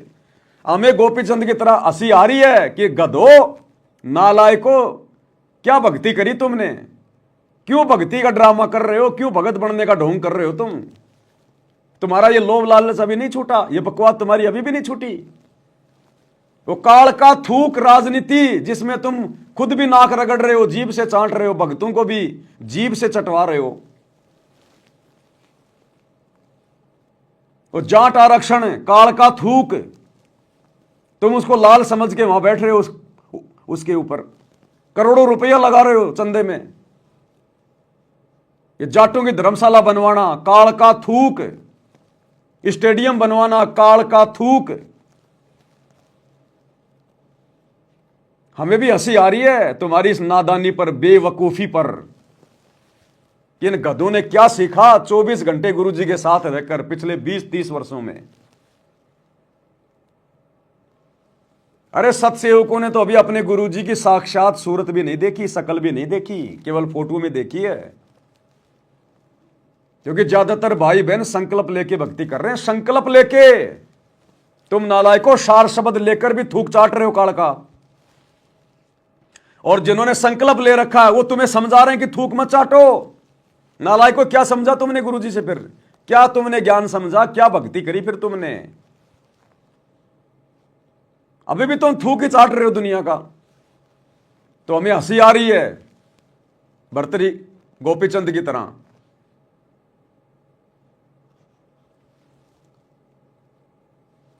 भाई ये मन बड़ा निकम्मा है, मैंने सोची अट्ठा लिया पड़ा पड़ा के काम होगा कि तो भंडारे करांगे, खर्च कर देंगे। तो बोले ठीक है। तो गरीबदास जी कहते हैं, एक उदाहरण और देते हैं गरीबदास जी। गरीब बेरा साटे बेचिया बैरागर सुल्तान, मालिन को जाना नहीं बेबुद्धि खेचा तान। गरीब शेर बेर पलड़े चढ़े, एक पड़ा भो माही, मालिन और सुल्तान को हिलकारे ले जाही। इब्राहिम सुल्तान का उदाहरण दे रहे हैं गुरुदेव कि मन कितना पापी है, भगत को कैसे कहां ये डुबो देता है और कितना सावधान रहने की जरूरत है। इतना विशाल राज्य छोड़कर आ गया, 18 लाख घोड़े, 16,000 रानियां, ठाठ बाट, भक्ति के लिए छोड़ के आ गया, काला मुंह करके आ गया। और एक बेर के लिए उस मालन के साथ में झगड़ा कर रहा है कि यो मेरा, यो मेरा। एक बेर नीचे गिर गया बेर तोलते समय, वो मालन बोली मेरा, और इब्राहिम करा नहीं मेरा मेरा मेरा। और इतना बड़ा राज्य छोड़ के आ गया, एक बेर के ऊपर, एक आने के बेर के ऊपर मेरा मेरी कर रहा है। उस मालन के रूप में परमात्मा बैठा था, एक मारा थप्पड़ खींच के उसके सुल्तान के कि निकम्मे तूने क्या राह छोड़ा, भग जा, क्या भक्ति करेगा तू, एक बेर के ऊपर मेरा मेरी कर रहा है। तो यह परीक्षा चल रही थी संगत की 2014 के बाद। इतना ज्ञान देने के बाद भी नेताओं की रैलियों में जाके बैठ गए तुम। क्या छोड़ा फिर तुमने, क्या गंदगी छोड़ी तुमने, क्या तुमने जगत से मेल मिलाप छोड़ा? गुरुजी ने एक सत्संग में बताया, जब तुम्हें यहीं पर कोई सरपंच बनने का कोई लोभ दे रहा है, कोई प्रलोभ दे रहा है और तुम जा बैठते हो, यहीं पे तुम राजनेताओं की रैलियों में जाकर तुम जो है मतलब वहां पर जाकर तुम जो है मतलब वोटिंग कर रहे हो, तो त्रिकुटी पर तुम कैसे पास हो जाओगे? जब यहां 2 कोटी के राजनेताओं की रैलियों में जाना तुमने बंद नहीं किया, तो त्रिकुटी पर अगर ब्रह्मा विष्णु महेश की रैलियां निकल रही होंगी तो तुम तो तुरंत जाकर उनमें शामिल हो जाओगे। तुम रह ही नहीं सकते, क्योंकि ब्रह्मा विष्णु महेश की समर्थता के आगे तो यहां के राजनेता कुछ भी नहीं है। और जब तुम उन राजनेताओं के पीछे इतने पागल हो, तो त्रिकुटी पे जब ब्रह्मा विष्णु महेश की रैलियां निकलेंगी तो वहां तो तुम 2 मिनट में जा बैठोगे उनकी रैली में। या तुम एक छोटा सा सरपंच का पद प्राप्त करने के लिए दिन रात एक कर रहे हो भगत होकर, और त्रिकुटी पे जाने के बाद काल तुम्हें ब्रह्मा विष्णु महेश की पदवी देगा तो तुम क्यों नहीं लोगे? जब तुम एक सरपंच की पदवी नहीं छोड़ रहे, तो तुम्हें जब कोई विष्णु की पदवी देगा, उनके लोक में तुम्हें कोई गण बनाने की लोभ लालच देगा काल त्रिकुटी पे, तो तुम तो तुरंत जा बैठोगे उनकी गोद में। तो ये गंदी व्यक्ति तो छुड़वाना चाहते हैं गुरुजी इस ज्ञान को देके। यही तो देख रहे हैं गुरुजी जेल में बैठ के कि इनके मन की वो गंदी सोच, वो नकारात्मक सोच, वो गंदी वृत्ति छूटी या नहीं छूटी। मेरे ज्ञान का इनके ऊपर कोई असर हुआ कि नहीं हुआ? या अब भी ये दुनिया की जूतियां चाटने में लगे रहेंगे? तो ये परीक्षा चल रही थी, और जितनी भी बकवादें तुमने कर दी और संगत से करवा दी, सबके नंबर कट हो गए, सब फेल हो गए, सबके टायर फट गए, पंचर भी नहीं निकलेगा अब तो। तुम सोचो नाम शुद्ध करवा लेंगे बात बन जाएगी, टायर ही फट गया, टायर ही फाड़ दिया तुमने, इतनी बकवादें कर दी। तो गुरुजी कहते फिर क्या छोड़ा फिर तुमने। अरे इब्राहिम सुल्तान को तो बेचारे को इतने सत्संग सुनने को नहीं मिल रहे थे, उस समय मोबाइल नहीं थे, विज्ञान नहीं थी, इसलिए उसने गलती कर दी, पहचान नहीं पाया वो। तुमने क्या दुनिया भर के सत्संग सुनते हो, दिन रात मोबाइल लगा के कान में, और काम सारे वही काढ़ के करते हो तुम। तो जब उसके थप्पड़ मार दिया गुरुजी ने, तो तुम्हें छोड़ेंगे क्या? तुम्हें छोड़ेंगे? अभी परीक्षा चल रही है, रिजल्ट आने दो, रिजल्ट में पता चलेगा तुमने क्या क्या गलतियां करी, क्या क्या उसका परिणाम आया है। अभी तो तुम्हें हम सत्सेवक गुरुद्रोही लग रहे हैं। अभी परीक्षा चल रही है, रिजल्ट आने दो, रिजल्ट में पता चलेगा कौन मेरिट में आया और कौन हो गया डिसमिस, और रिजल्ट पे पता चलेगा। बच्चा एक दूसरे को कहे तू फेल हो गया, तू पास हो गया, उससे बात नहीं बनती। वो तो जब रिजल्ट आएगा अखबार में तब पता चलेगा कौन फेल हुआ और कौन पास हुआ है। तो वर्तमान में जो बकवादे कर रहे हो ना, इन बकवादों का पता चलेगा आने वाले समय में। मालिन और सुल्तान को हिलकारे ले जाही, 2.5 लाख की पावड़ी, 1 पैसे का बेर, देख अदब सुल्तान को कैसी डारी मेर। तो कहते 2.5 लाख के जूती थी जिसमें लाल और हीरे पन्ने जुड़े हुए थे, और 1 पैसे का बेर। यानी मालन ने कहा कि बेर जो है 2.5 आने का शेर दूंगी, 2 आने के शेर। भूख लग रही थी सुल्तान को, जो घर छोड़ कर चला, और सब त्याग दिए थे, कंबल लपेट रखी थी साल सा शरीर पर, और जूती पहन रहा था वो कीमती। भूखा मरे था तो उसने कहा बना बेर दे दे, या दोनों जूती रख लेते, ये 2.5 लाख कीमत है। वो 2 अन्य के बेर, 1 शेर तुलवा लिया और जूती धर दी। तोलते समय 1 बेर पालड़े से नीचे गिर गया तराजू से। सुल्तान ने ठाया फटदेश, और मालन ने उसके ऊपर हाथ रख लिया कि मेरा है। सुल्तान का मेरा। परमात्मा कहते यूं देखा अदम सुल्तान ने कैसे छोड़ी मेरे, यानी के लालच छोड़ा। अरे लालच तो नौका नो दिन बैठा तू तो अंदर मन में वो बकवाद बता, ये नहीं विचार किया 2.5 लाख की पावड़ी जुत्ती डाल दी 1 पीसे के बेर के ऊपर, क्यों बकवाद करे है। तो ये सारी दोष आपा निकालना पड़ेगा। 2.5 लाख की जूतियां पैर में पैर रखी हैं, ऐसो आराम छोड़ के आ गया और राज्य छोड़ के आ गया, और 1 आने के बेर पे लड़ाई झगड़ा कर रहा है। अरे नालायक को, ये सतभक्ति देख के तो गुरुजी ने हमें देवताओं से भी उत्तम बना दिया।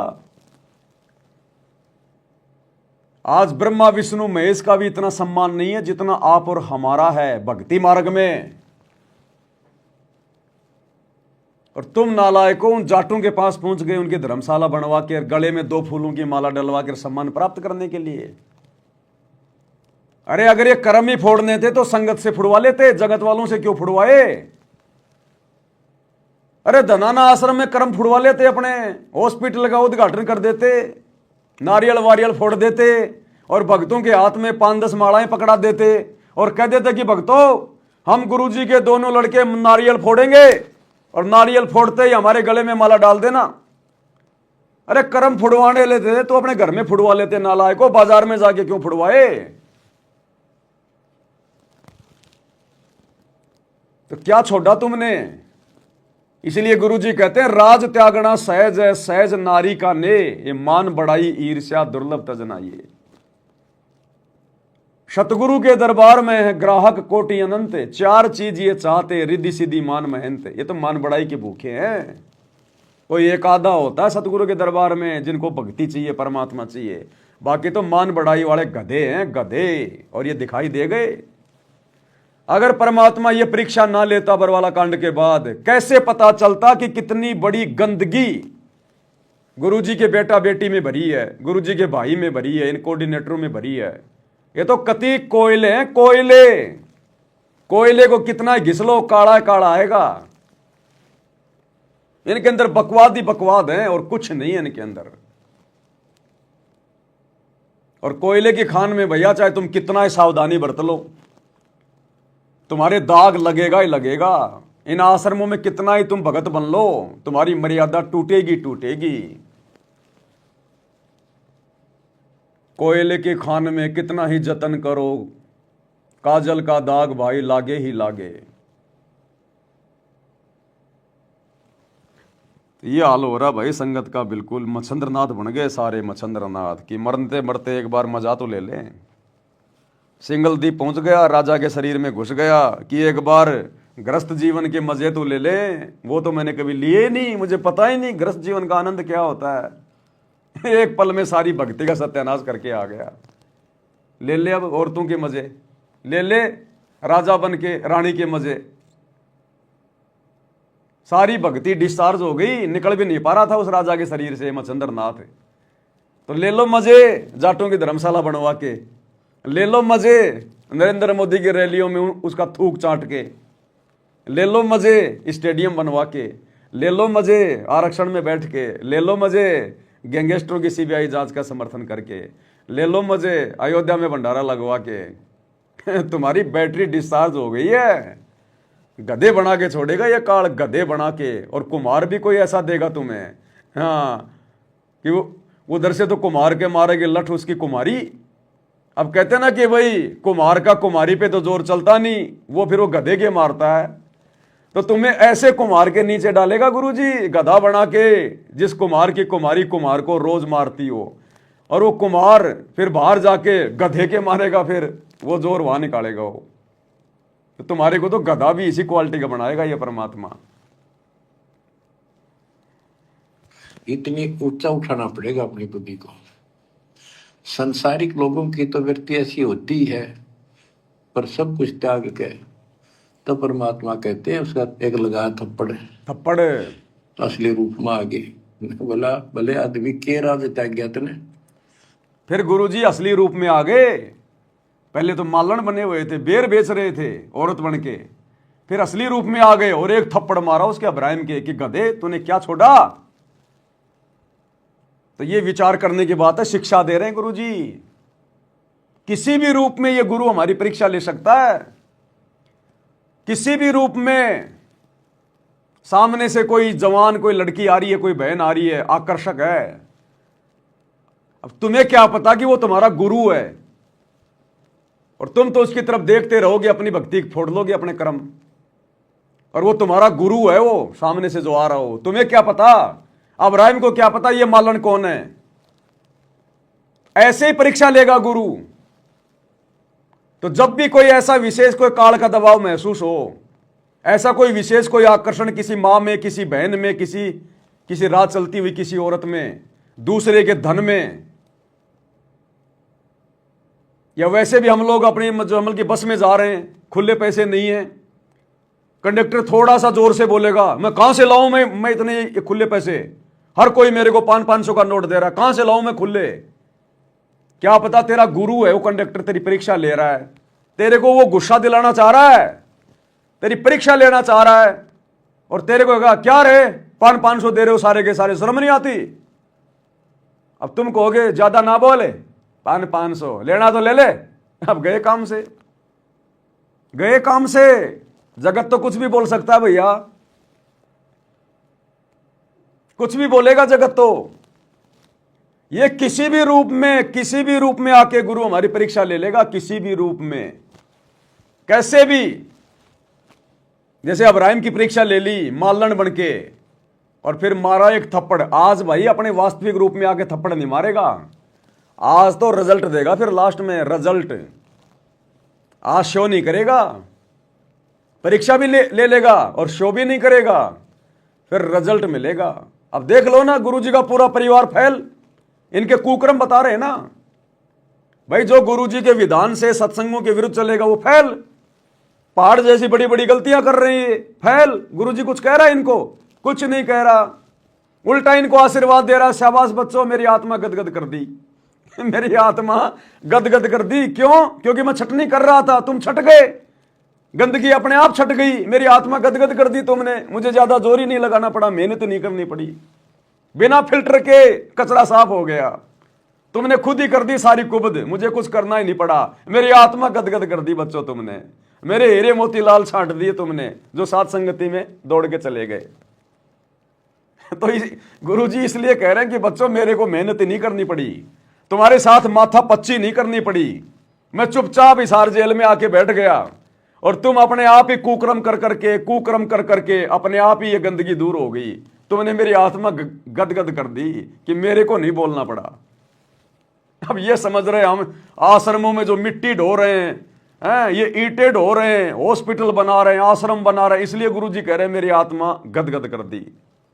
संत कहां बोलता है, क्या बोलता है, वो संत ही जानता है। तो क्या कह रहे हैं गुरुदेव? असली रूप में आ गए। बोला भले आदमी के राज त्याग गया तने, एक थप्पड़ तू मारा। तो राज अंदर ही लिए कर रहा है। अपनी भूल का एहसास हुआ, महाराज बहुत नीच सही मन, देख कितनी बकवास भरी है, बहुत बड़ी गलती होगी, दया करो। तो बच्चों, इस प्रकार आपने भी थोड़ा सा ऊंचा उठना पड़ेगा। परमात्मा के लिए छोटी मोटी बातों पर अड़ंगा नहीं अड़ाना चाहिए। संसारी लोगों की रीति किसी हो, पर अपनी धर्म नीति को आगे रखे, उसके कारण गुरुदेव कह रहे हैं सांसारिक लोगों की नीति कैसी भी हो, लेकिन भगत ने अपनी धर्म नीति को आगे रख के चलना चाहिए। धर्म नीति, भगत की धर्म नीति क्या है? गुरु जी का ज्ञान, गुरु जी के सत्संग, मर्यादा, ये भगत की धर्म नीति है, ये हमारा धर्म है। तुमने अपने धर्म की कर दी ऐसी की तैसी, सारे उल्टे काम कर करके, गुरु जी को दुखी करके, बकवादे करके, क्या बचेगा तुम्हारे पास में? बड़ी बातों पर अड़ंगा नहीं अड़ाना चाहिए। संसारी लोगों की रीति किसी हो, पर अपनी धर्म नीति को आगे रखे, उसके कारण आप ऊपर उठ जाओगे। गरीब 9 लख नानक नाद में 10 लख गोरख तीरे, लाख दत्त संगी सदा चरणों चरत कबीर। गरीब 9 लख नानक नाद में 10 लख गोरख पास, अनंत संत पद में मेले कोटि तेरे रविदास। गरीब रामानंद से लक्ष गुरु त्यारे सिसके भाई, चेलों की गिनती नहीं पद में रहे समाये। गरीब खोजी खालिक को मेले ज्ञानी के उपदेश, सतगुरु पीर कबीर हैं सबका हो उपदेश। गरीब दुर्वासा और गरुड़ खे कीना ज्ञान समोद, अरब रामायण मुख कही वाल्मीकि को शोध। परमात्मा जो भी भक्ति पर लगे हुए हैं उन्हें अपने बच्चों को सबको मिलता है। दुर्वासा से मिले, गरुड़ से मिले, कागभूषण से मिले, शिव जी से मिले, विष्णु जी से मिले, ब्रह्मा जी से मिले, सबको मिलते हैं। देवी जी से मिले, ये नहीं छोड़ते किसी को। हमारी बुद्धि काल में कभी घुमा रखी है, ये बात हमारा समझ में आइए को नहीं। अब क्या बताते हैं कि वाल्मीकि के रूप में पांडवों की अश्वमेध यज्ञ में परमात्मा ने कैसा कमाल किया। गरीब फिर पांडवों की यज्ञ में शंख पचायन टेर, 12 कोटि पंडित जहां पड़ी सबन की मेर। गरीब फिर पांडवों की यज्ञ में शंख पचायन टेर, 12 कोटि पंडित जहां पड़ी सबन की मेर। यानी सबकी मरोड़ निकल गई जब पांडवों के अश्वमेध यज्ञ में परमात्मा ने सुपथ रूप में, वाल्मीकि रूप में जाकर शंख बजाया।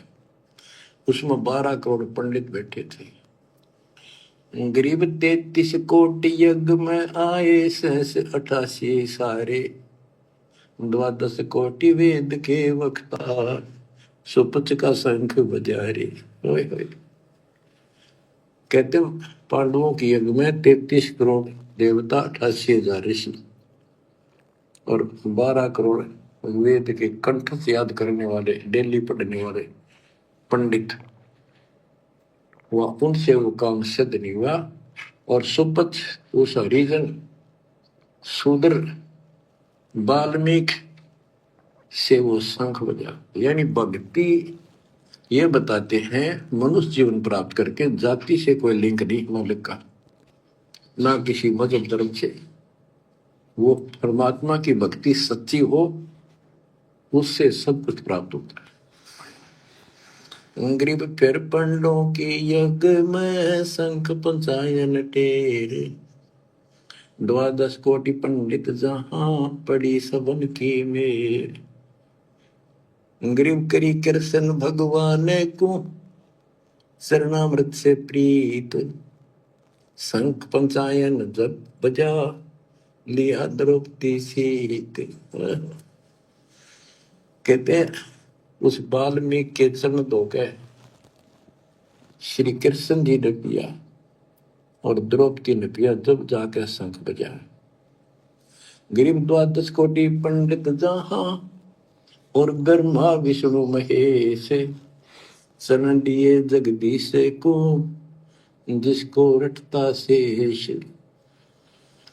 गरीबदास जी कह रहे हैं कि 12 करोड़ पंडित थे वहां पर, ब्रह्मा विष्णु महेश, और कृष्ण जी ने उस वाल्मीकि के चरण छुए, शरणामृत पिया, जिसको शेष नाग भी जिसकी पूजा करता है। इनका सबका चौंध नागरी है। शेष नाग भी श्री कृष्ण को भगवान मान रहा है, विष्णु जी को। और कई बाप को पता भगवान है कौन। तो जैसे भी जिसको तुम संपूर्ण शक्तिमान बैठे हो, उससे भी काम ना बढ़े। हर एक बाल में एक छोटी जाति वाले से, और वो शंख बज गया, अनमोल काम हुआ। अब बच्चों ये विचार करो कि जिनको हम भगवान मानते थे, ये सारा फेल हो गए परमात्मा कबीर जी के सामने। गुरुदेव कह रहे हैं 12 करोड़ ब्राह्मण वेदों के ज्ञाता, 9 नाथ 84 सिद्ध, 88,000 ऋषि, सूक्ष्म रूप में ब्रह्मा विष्णु महेश, आम प्राणियों की गिनती नहीं, 56 करोड़ यादव, खुद श्री कृष्ण पांडवों की यज्ञ में बैठे थे, किसी से भी शंख नहीं बजा।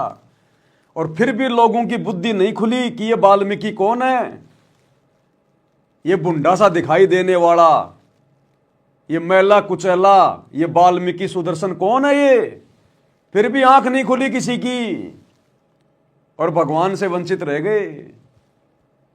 तो वर्तमान में ये वेद, चारों वेद, गीता जी, कुरान, पुराण, बाइबल, गुरु ग्रंथ साहिब, सदग्रंथ साहिब, कबीर सागर, ये सतयुग से लेकर वर्तमान तक ये बड़े बड़े आचार्य, शंकराचार्य, मंडलेश्वर, महंत, संत, मुल्ला, मौलवी, ये काजी, पीर, पैगंबर, कुतुब, ओलिया, कोई भी तो नहीं खोल पाया इनको, इनका रहस्य नहीं बता पाया, इनका सार नहीं बताया।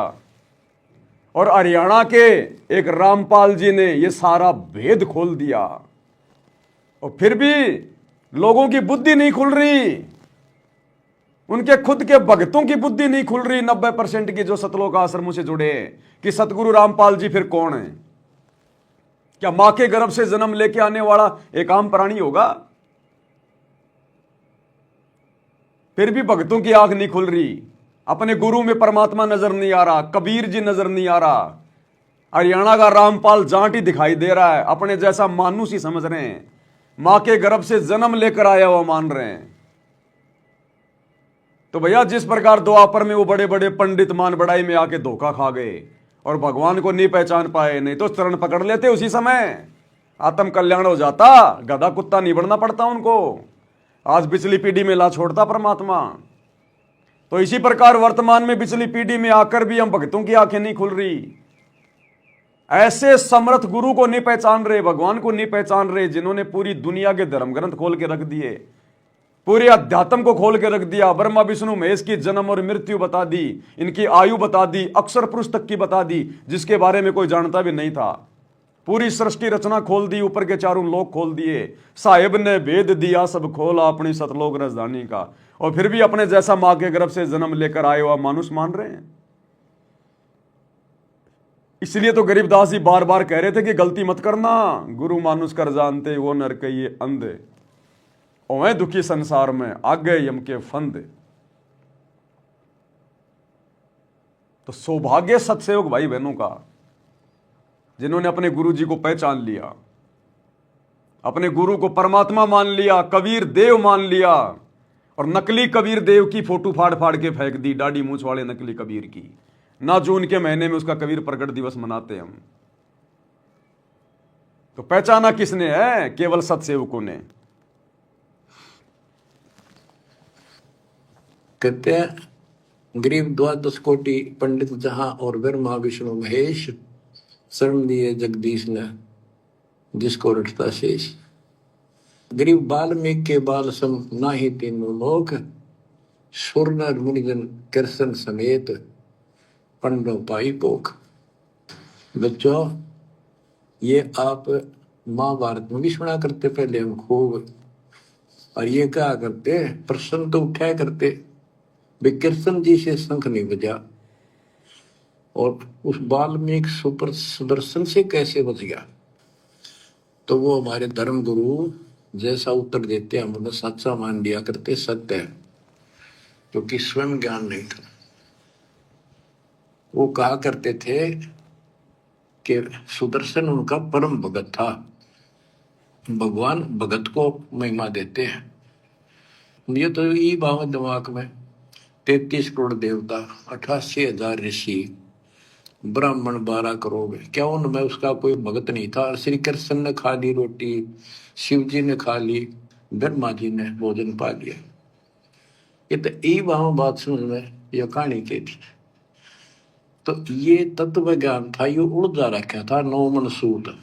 कबीर साहब कहते 9 मन सूत उलझिया, ऋषि रहे जखमार, सतगुरु ऐसा सुलझाते उलझे ना दूजी बार। कबीर साहब क्या कहा करते थे 650 साल पहले कि 9 मन सूत उलझिया ऋषि रहे जखमार, और सतगुरु ऐसा सुलझा दे उलझे न दूजी बार। क्या 650 साल पहले उस दाढ़ी मूछ वाले कबीर ने यह ज्ञान सुलझाया था? क्या नहीं सुलझाया। किसी को वेद नहीं पढ़ाए उस कबीर ने 650 साल पहले, किसी को गीता नहीं पढ़ाई, किसी को बाइबल नहीं पढ़ाई। वो एक अनपढ़ की भूमिका कर रहे थे। उन्होंने ये सूत नहीं उलझाया, ये आध्यात्मिक ज्ञान नहीं सुलझाया 650 साल पहले। उन्होंने भी ऑप्शन छोड़ दिया कि सतगुरु ऐसा सुलझा दे उलझे न दूजी बार, कि इसको तो सच्चा सतगुरु सुलझाएगा। क्यों भाई? भगवान था ना, सुलझा देता 650 साल पहले। अब तुम कहोगे नहीं वो तो ठीक का समय नहीं था इसलिए नहीं सुलझाया, आज है ठीक का समय। तो आज अगर ठीक का समय है तो फिर वही कबीर क्यों नहीं आया? अरे फिर वही दाढ़ी मूछ लगा के क्यों नहीं आया? आ जाता फिर वही दाढ़ी मूछ लगा के सुलझाने के लिए, क्योंकि तो ठीक का समय आ गया ना।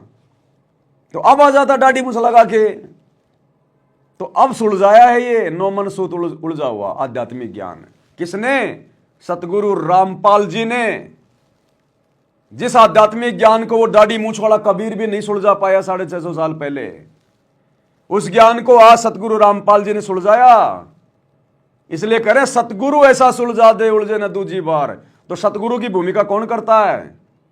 कबीर भगवान। आज हम सतगुरु किसको कहते हैं? अपने गुरु जी को। और सतगुरु की क्या परिभाषा है? ना सतगुरु जननी जने और जाके माना बाप, पिंड ब्रह्मंड से रहित है नावा तीनों ताप। ये ज्ञान को आधार बनाना पड़ेगा। परमात्मा ने सामने थाली रख दी, अब तुम्हारे मुंह में नहीं ठोकेगा। तत्व ज्ञान दे दिया परमात्मा ने, निष्कर्ष तुमने निकालना पड़ेगा गुरुजी के सत्संगों का। गुरुजी नहीं देगा तुम्हें बना बना के जलेबी। अब तुम्हारे हाथ थोड़ी कटे हुए हैं कि तुम्हारे मुंह में भी भगवान ठोकेगा इस ज्ञान को। अब जानवर थोड़ी है। अरे जानवर को भी उसका मालिक मुंह में दे दे के नहीं खिलाता, उसके सामने पटक देता है। जिसको भूख है खा लेगा, नहीं तो मरो। तो सतगुरु के सत्संगों को खुद ही समझना पड़ेगा, चिंतन मनन करना पड़ेगा। साध संगति से जुड़ना पड़ेगा, भीख मांगनी पड़ेगी, तब ये सद्बुद्धि देता। सतगुरु ऐसे नहीं देगा। तो ये उलझा हुआ ज्ञान आस उलझाया।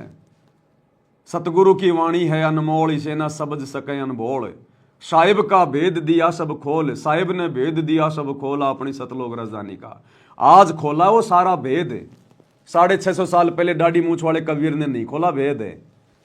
उस समय तो मना कर दिया था कि धर्मदास मेरी लाख दुआई, ये मूल ज्ञान कहीं बाहर न जाई, कि इस मूल ज्ञान किसी को मत बताना।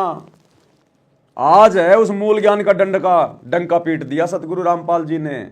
साहिब ने भेद दिया सब खोला, अपनी सतलोक राजधानी का। आज खोला भेद। तो कौन हुआ फिर असली साहिब, असली कबीर, असली सतगुरु? सतगुरु रामपाल जी।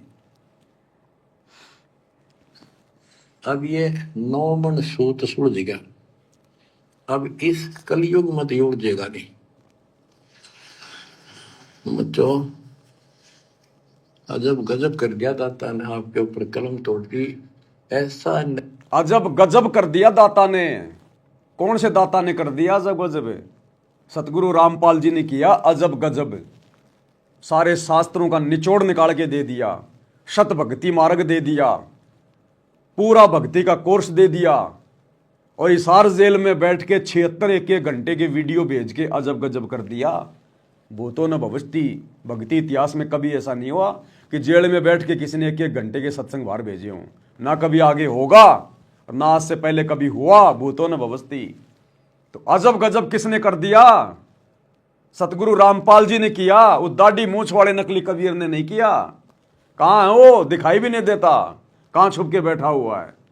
सामने क्यों नहीं आता? काल थोड़ी है जो डर लग रहा है कोई शराब लगा हुआ है। सामने आए, दाढ़ी मूछ वाला कहां है? तो किसने किया सामने आके सारा काम? सतगुरु रामपाल जी ने। तो ये है रियल कबीर। इसने किया अजब गजब। बच्चों अजब गजब कर दिया दाता ने आपके ऊपर कलम तोड़ दी। ऐसा निर्णायक दातन ज्ञान आपको प्राप्त करा दिया। देखो आप शिक्षा ग्रहण करते हो, अच्छी बात है। इंजीनियरिंग कर ली, डॉक्टर बन गए, IAS IPS बन गए, या कोई और टीचर लाइन में चले गए। ये तो सिर्फ एक रोजी रोटी का काम है बस। इससे और कोई ज्यादा लाभ नहीं होने का। ये रोजी रोटी भी सब ना मिलती, पढ़े तो पता नहीं कितने शिक्षा ग्रहण करते हैं बच्चे। यह शिक्षा आपको इसलिए दिलवाई है परमात्मा ने कि आप कल्याण करा लो। नहीं तो परमात्मा के गरीबदास जी ने बताया, कोट जन्म तेरा बरमत हो गए, कुछ नहीं हाथ लगा रे, कुकर शुकर कर बैबो रे, कौवा हंस बुआरे। शिक्षा केवल इसलिए दी है भगवान ने ताकि हम अपना आत्म कल्याण करवा लें, भगवान को पहचान लें। इन शास्त्रों में देख देख के जिनको दुनिया सत्य मान रही है, वेदों को, गीता जी को, बाइबल को, कुरान को, हम अपनी आंखों से देख लें कि जो लिखा हुआ है गुरु जी वही बता रहे हैं, और बाकी संतों ने क्या उसका रंगा कर रखा है, तो हमारी आत्मा को विश्वास हो जाएगा। अरे ज्ञान तो यही 650 साल पहले दिया करता था भगवान। यही ज्ञान था, यही नाम थे, लेकिन हमारी आत्मा ने स्वीकार नहीं किया कि यह परमात्मा हो सकता है, क्योंकि हम अनपढ़ थे, शास्त्रों में नहीं पढ़ सकते थे, नहीं देखे हमने। आज गुरुजी ने शिक्षा इसीलिए दी है कि तुम अपनी आंखों से देख लो। कहीं तुम्हारे मन में शंका हो जाए, हमारे गुरुजी कहीं वैसे ही तो नहीं बता रहे हैं। तुम्हारी आंखों से देख लो, ये वेद तुम्हारे गुरु ने नहीं लिखे, ये गीता तुम्हारे गुरुजी ने नहीं लिखी, आज ये दुनिया भर के शास्त्र, कबीर सागर, सदग्रंथ साहिब तुम्हारे गुरुजी ने नहीं लिखे। अब तुम्हारा गुरु इनको पढ़ा रहा है कि सत्यता क्या है, देख लो भाई। तो आत्मा स्वीकार कर ले, क्योंकि आत्मा ने सतलोक जाना है, इस मन ने सतलोक नहीं जाना, इस 5 तत्व के शरीर ने सतलोक नहीं जाना। परमात्मा ने तो आत्मा को चार्ज करना है। तो यह आत्मा उस समय स्वीकार करती है जब ये बिल्कुल सारे प्रमाण देख लेती है, आंखों देख लेती है। इसलिए परमात्मा ने हमें शिक्षित किया, अक्षर ज्ञान दिया, पढ़ाया, वरना इस पढ़ाई का कोई यूज नहीं है, ये पढ़ाई का कोई महत्व ही नहीं है। महत्व होता तो परमात्मा सतयुग में, ये सतयुग में क्यों नहीं दी शिक्षा गुरुदेव ने? त्रेता युग में क्यों नहीं दी शिक्षा? द्वापर में क्यों नहीं दी? कलयुग की जो है मतलब प्रथम पीढ़ी में क्यों नहीं दी? ये वर्तमान में क्यों दी परमात्मा ने शिक्षा? घर घर में सबको शिक्षित किया, केवल अपनी पहचान करवाने के लिए, शास्त्रों को देखकर। इसलिए हम भक्तों ने अपने बच्चों को ज्यादा शिक्षित बनाने की जरूरत नहीं है, ज्यादा हाई फाई उनको कोई पढ़ाई देने की जरूरत नहीं है, उनको कोई कोचिंग कराने की जरूरत नहीं है, उनको इंजीनियर, डॉक्टर, बैरिस्टर बनाने की जरूरत नहीं है, आईआईटी करवाने की जरूरत नहीं हो। बाबा बन के घूम रहे हैं आईआईटी वाले भी। अगर उस आईआईटी में अगर कोई सुख होता, मजा होता, तो वो लेके चिमटा रोडों पे नहीं भग रहा होता आज। शिक्षा केवल परमात्मा ने अपनी पहचान करवाने के लिए, तो वर्तमान में सबको शिक्षित करना जरूरी था परमात्मा ने। आने वाले समय में अगर हमारे बच्चे अगर पढ़ाई भी नहीं पढ़ना चाहते हैं, स्कूल नहीं जाना चाहते हैं, कोई दिक्कत नहीं है, मत पढ़ाइए आप, कोई आवश्यकता नहीं है, क्योंकि उनको भगवान चाहिए कि भगवान कौन है, और वो उसको अपने माता पिता से पता चल गया, क्योंकि उसके माता पिता वही भक्ति कर रहे हैं सतगुरु रामपाल जी की। उनके माता पिता ने आंखों से देख लिया, तो बच्चे वही करेंगे जो माता पिता करेंगे। अरे आप और हमारी हनुमान जी से, श्री राम से, श्री कृष्ण से कोई यारी दोस्ती है क्या? कभी वो हमारे घर पे आए हो, कभी हम उनसे ऊपर जाके कभी मिल के आए हो, फिर भी हमने उनको भगवान मान लिया। क्यों? क्योंकि बचपन से हमारे माता पिता उन्हीं को भगवान बता रहे थे, उन्हीं की पूजा कर रहे थे, उन्हीं के मंदिरों में जा रहे थे, इसलिए हमने भी उनको भगवान मान लिया। तो ठीक इसी प्रकार अगर आप अपने बच्चों को पढ़ाना चाहते हो तो केवल नॉर्मल शिक्षा, अगर आप भगत हैं तो, जगत की बात नहीं कर रहा मैं, सतगुरु रामपाल जी के भगत अगर अपने बच्चों को पढ़ाना भी चाहते हैं, 8वीं 10वीं से ज्यादा मत पढ़ाइए, अन्यथा आपका बच्चा वो बिगड़ेगा, आपके हाथ से निकलेगा। 8वीं 10वीं लास्ट पढ़ा दो उसको, लास्ट, क्योंकि वर्तमान वालों को पढ़ाने की थोड़ी जरूरत है। लेकिन हमारे बच्चों के आगे जो बच्चे होंगे वो अगर ना पढ़ना चाहें कोई दिक्कत नहीं है, क्योंकि उस समय पूरी पृथ्वी पर सतगुरु का ज्ञान फैल जाएगा और घर घर में सतगुरु की भक्ति होगी। इसलिए हमने शास्त्रों में देखने की जरूरत नहीं है, फिर घर घर में गुरु जी के सत्संग होंगे, हमारे बाप दादा वही भक्ति करते हुए मिलेंगे, फिर उन बच्चों को दिक्कत नहीं है, फिर उन बच्चों को दिक्कत नहीं है। और फिर भी यदि कोई पढ़ना चाहे तो नॉर्मल पढ़ाओ, ज्यादा नहीं। हमने ये टीवी टावी नहीं बनाने, हमने मोबाइल नहीं बनाने, हमने वैज्ञानिक नहीं बनना, बनवा दिए परमात्मा ने जो बनवाने थे, वो सबके फॉर्मूले सेट हो गए। अब केवल बस वो माल जो है वो मशीन में डालना है, अपने आप वो मोबाइल बन के आता है बाहर। अब दिमाग लगाने की जरूरत नहीं हमने, परमात्मा ने जिससे दिमाग लगवाना तो उसका दिमाग लगवा के मोबाइल बनवा दिए, एसी बनवा दी, कूलर बनवा दिए, गाड़ियां बनवा दी, हर चीज का फॉर्मूला तैयार करवा दिया। अब तो केवल लेबर का काम है, उस फॉर्मूले के अनुसार मशीन में सामान डालो, सारी चीजें निकल के बाहर आएंगी। अब फॉर्मूले की सब फॉर्मूले तैयार हैं। अब हमने वैज्ञानिक नहीं बनाना अपने बच्चों को, साइंटिस्ट नहीं बनाना, जिन चीजों की आवश्यकता थी परमात्मा ने दुनिया को ज्ञान देके सब बनवा दिया। हमने तो केवल उनका उपयोग करना है, बस, इससे ज्यादा कुछ नहीं। और अपने भगवान की भक्ति करनी है, तो क्या मतलब इस पढ़ाई का? आगे पढ़ाई का महत्व ही नहीं रहेगा आने वाले समय में। जब सतगुरु का राज आएगा 2028 के बाद, जब से सतयुग शुरू होगा, इस पढ़ाई का कोई महत्व ही नहीं रहेगा। आपकी डिग्री देख के नौकरी नहीं मिलेगी, आपकी भक्ति देख के, आपकी मर्यादा देख के, आपका आचरण देख के, आपका स्वभाव देख के, इस प्रकार से आपको आने वाले समय में लोग अपने काम पे रखेंगे। आपकी डिग्री देख के नहीं रखेंगे। ये डिग्री वालों ने सत्यानाश कर दिया दुनिया का। आपके व्यवहार को देख के आगे आपको नौकरी मिलेगी, मजदूरी मिलेगी, डिग्री देख के नहीं मिलेगी। तो वर्तमान में तो पढ़ना थोड़ा जरूरी था, क्योंकि ये भक्ति की शुरुआत है। तो वर्तमान में अपने बच्चों को 10वीं 12वीं से ज्यादा मत पढ़ाइए, अपने बच्चों को भक्ति की तरफ ज्यादा ध्यान दीजिए। अगर वो एक बार डॉक्टर बनने की तरफ उसका ध्यान गया ना, तो भक्ति गई फिर बाढ़ में। एक बार यदि साइंटिस्ट बनने की, इंजीनियर बनने की, कोई और ऐसा बनने की अगर उसके मन में आ गई ना, फिर वो बेटा तुम्हारे हाथ में नहीं आएगा, फिर वो बेटी तुम्हारे हाथ में नहीं आएगी, फिर उसका ध्यान वहीं चला जाएगा, मैंने तो इंजीनियर बनना है। अब इंजीनियर बन के कौन सा वो भाई मंगल ग्रह पे जाएगी, और जा भी आएगी तो पत्थर के टुकड़ों के अलावा क्या लाएगी। तो 8वीं 10वीं से ज्यादा बच्चों को मत पढ़ाइए अगर उनका भविष्य चाहते हैं तो। हाँ, यदि अपना बाप बनाना चाहते हैं कि आगे चल के खुद भी भक्ति ना करे और हमारे को भी भक्ति से दूर करे, बकवाद करे, तो भाई उसको बनाओ तुम बैरिस्टर, बनाओ उसको, तुम जज बनाओ, वकील बनाओ, फिर उसको लगाओ दिमाग फालतू की बातों में। तो 8वीं 10वीं से ज्यादा नहीं। और आने वाले समय में 20 30 40 50 साल के बाद तो बच्चों को पढ़ाने की भी जरूरत नहीं है। पढ़ाने की भी सिर्फ भक्ति की जरूरत है, वो तो बचपन से भक्ति पे लगेंगे। तो इस प्रकार से ये नित्य नियम तो अपने आप याद हो जाते हैं, अपने आप ही। वो रोजाना पुस्तक लेके नित्य नियम करेगा ना, चाहे स्कूल भी मत भेजो उसको, वो सारे शब्द याद हो जाएंगे।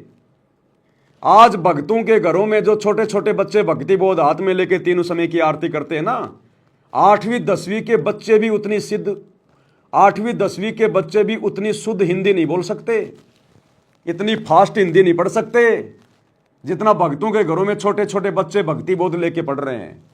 क्योंकि उनका रोजाना का नियम है, रिहर्सल है। अरे स्कूल में क्या कराया जाता है?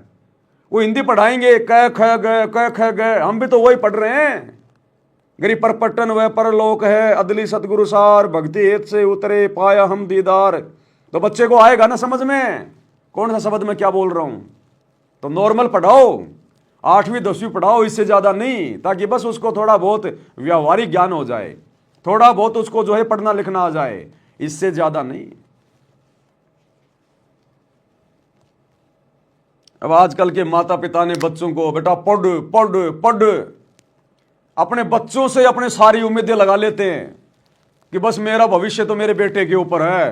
कोचिंग में भेज दिया, कहीं कोटा भेज दिया, कहीं लंगोटा भेज दिया, और आए दिन वो राजस्थान के कोटा में जहां पर बच्चे कोचिंग के लिए जाते हैं, आए दिन फांसी लगा लगा के मर रहे हैं वो बच्चे, आए दिन फांसी लगा लगा के, बिना भक्ति के। उनको बचपन से एक ही चीज बताई, पढ़ पढ़ पढ़। माँ बाप ने भी अपनी जमीन बेच दी, पैसा उधार ले लिया, ले पढ़ पढ़, तेरे पीछे हमारा भविष्य है। अब वो बच्चे के सिर पे 2.5 किलो बोझ रखा है कि मैं फेल हो गया, नौकरी नहीं लगा, मेरे माँ बाप का क्या होगा, जमीन बेच दी, ये कर दिया, इतना पैसा लगा दिया। वो फांसी खा खा के मर रहे कोचिंग में, कोटा में पढ़ने वाले बच्चे, क्योंकि भक्ति के ना उनके माँ बाप नजदीक, ना वो बच्चे नजदीक, ना उनको ज्ञान। उसे नौकरी को ही सब कुछ मान लिया। अरे तुमने पढ़ा लिया लिखा लिया, तेरा बेटा नौकरी भी लग गया और 2 महीने बाद में एक्सीडेंट में मर गया, अब क्या नौकरी बचा लेगी क्या? वो नौकरी उसके एक्सीडेंट को बचा लेगी क्या? बीमारी से मरना हो वो नौकरी बचा लेगी उसको?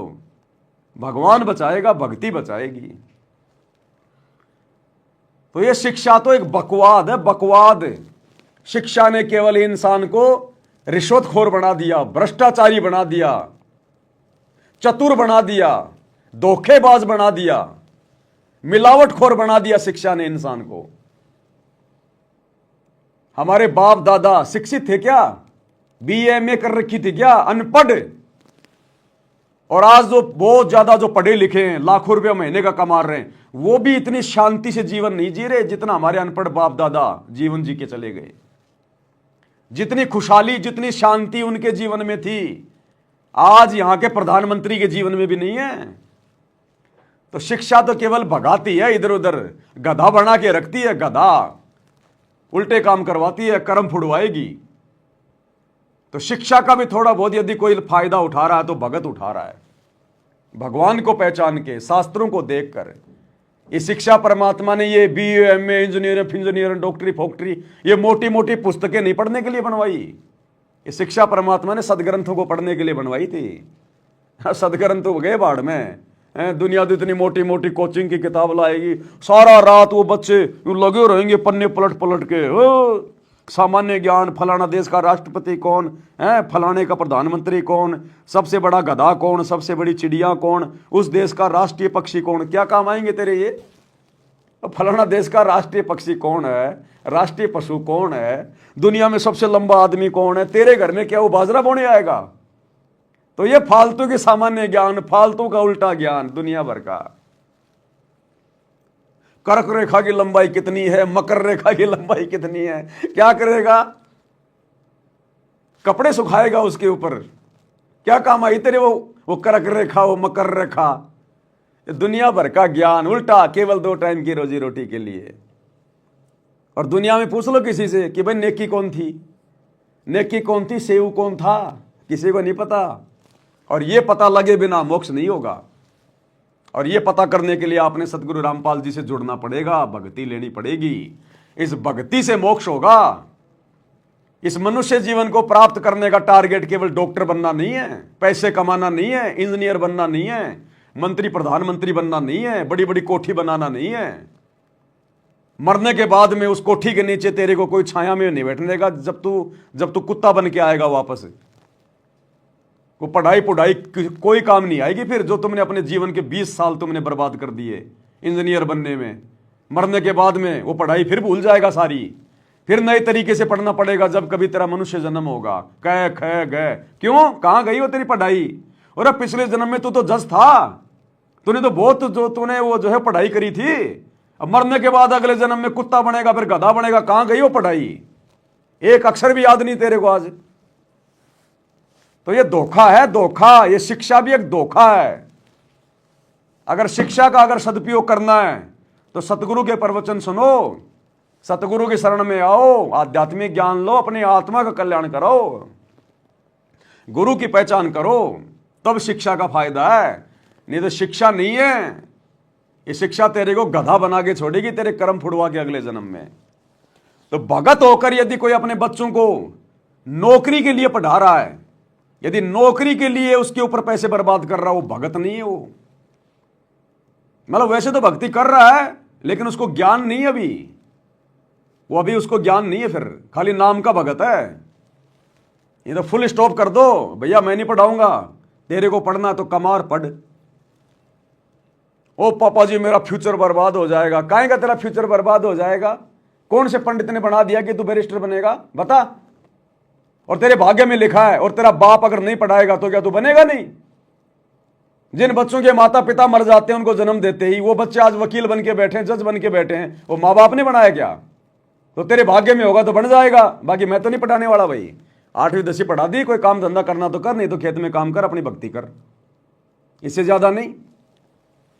और तेरे भाग्य में तो फिर पढ़ जा, बन जा, फिर मेरे से हाथ जोड़। मैं तो 2 पैसे कमाता हूं, अपने भगवान की भक्ति में लगाऊंगा, अपने दान धर्म में लगाऊंगा। तेरी फालतू में शिक्षा में लगा कि मुझे क्या मिलेगा? क्या देगी तेरी शिक्षा मुझे? तो बच्चों को भैया भक्ति पे लगाओ, भक्ति वाली शिक्षा दो ना।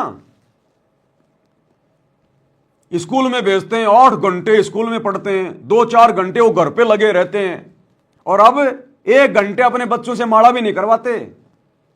1 घंटा बैठा के अपने बच्चों को माला भी नहीं करवा रहे, और स्कूल में 8-8 घंटे पढ़ा रहे हैं। तो भैया भक्ति को महत्व देना पड़ेगा, भक्ति से बात बनेगी। ये शिक्षा विक्षा कुछ नहीं है। और काहे की शिक्षा? करोड़ों बच्चे डिग्रियां ले लेके निकल रहे हैं आज, करोड़ों बच्चे। नौकरी मिलती कितने को है? 2% को, मुश्किल से 2% को हाथा जोड़ के। कहीं पे कोई पैसा देना पड़ रहा है, कहीं पे कोई जैक लगाना पड़ रहा है। 100 में से 2 बच्चों को नौकरी मिल रही है। बाकी डिग्रियां ले लेके उनकी पुंगी बजा के बजा रहे हैं। वो पी रोड पे खड़े होके पाने पतासे बेच रहे हैं, वो बीए करने वाले, एमबीए करने वाले पकोड़े उतार रहे हैं, पकोड़े। अब वो डिग्री को कर लो, गोल मोड़ करके जेब में डाल लो उसको, वो डिग्री दे देगी तुम्हें रोटी। भैया भक्ति से मिलेगा ये रोटी भी मिलेगी ना 2 टाइम की सुख से, भक्ति से मिलेगी, भक्ति से।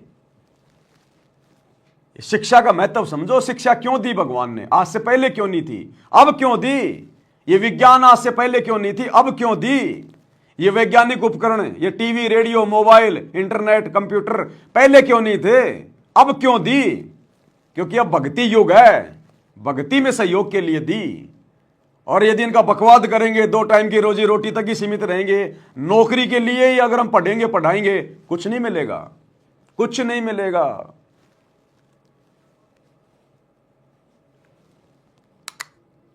गरीबदास जी ने बताया, कोट जन्म तेरा बरमत हो गए, कुछ नहीं हाथ लगा रे, कुकर शुकर कर बाबो रे, कौआ हंस बुआरे। कोटि जन्म तू राजा की ना मिटी न मन की आशा, भिक्षक होकर दर दर घूमा मिला ना निर्गुण रासा। इंद्र कुबेर ईश की पदवी, ब्रह्मा वर्ण धर्म राया, विष्णुनाथ के पुर तू जाकर तू फिर पूछा। अब ठीक है, तुम ईशन फाइनल माल बैठे, बहुत अच्छा पढ़ गया बेटा बेटी, बहुत बढ़िया नौकरी लगी, वाह वाह वाह। अरे के इंद्र कुबेर ईश की पदवी ब्रह्मा वर्ण दुमराए, विश्वनाथ के पुरतू जाकर फिर भी वापस आए। आज तो छोटी मोटी कोई नौकरी लग गया, कोई चपड़ासी लग गया, कोई प्रिंसिपल लग गया, कोई डॉक्टर बन गया। अरे गुरुजी कह रहे नालायको, तुम तो ब्रह्मा विष्णु महेश तक बन चुके हो। अब ये छोटी मोटी ये नौकरियां प्राप्त करके अपने आप को तुम धन्य मान रहे हो। मेरा बेटा नौकरी लग गया, फूला नहीं समा रहा, मिठाइयां बांट रहा है। और वो गधा कितनी बार बन लिया वो बेटा बेटी, वो गधी कितनी बार बन ली वो बेटा बेटी, वो याद नहीं है। और कोटि जन्म तू राजा की ना मिटी न मन की आशा, करोड़ों बार राजा बन लिए।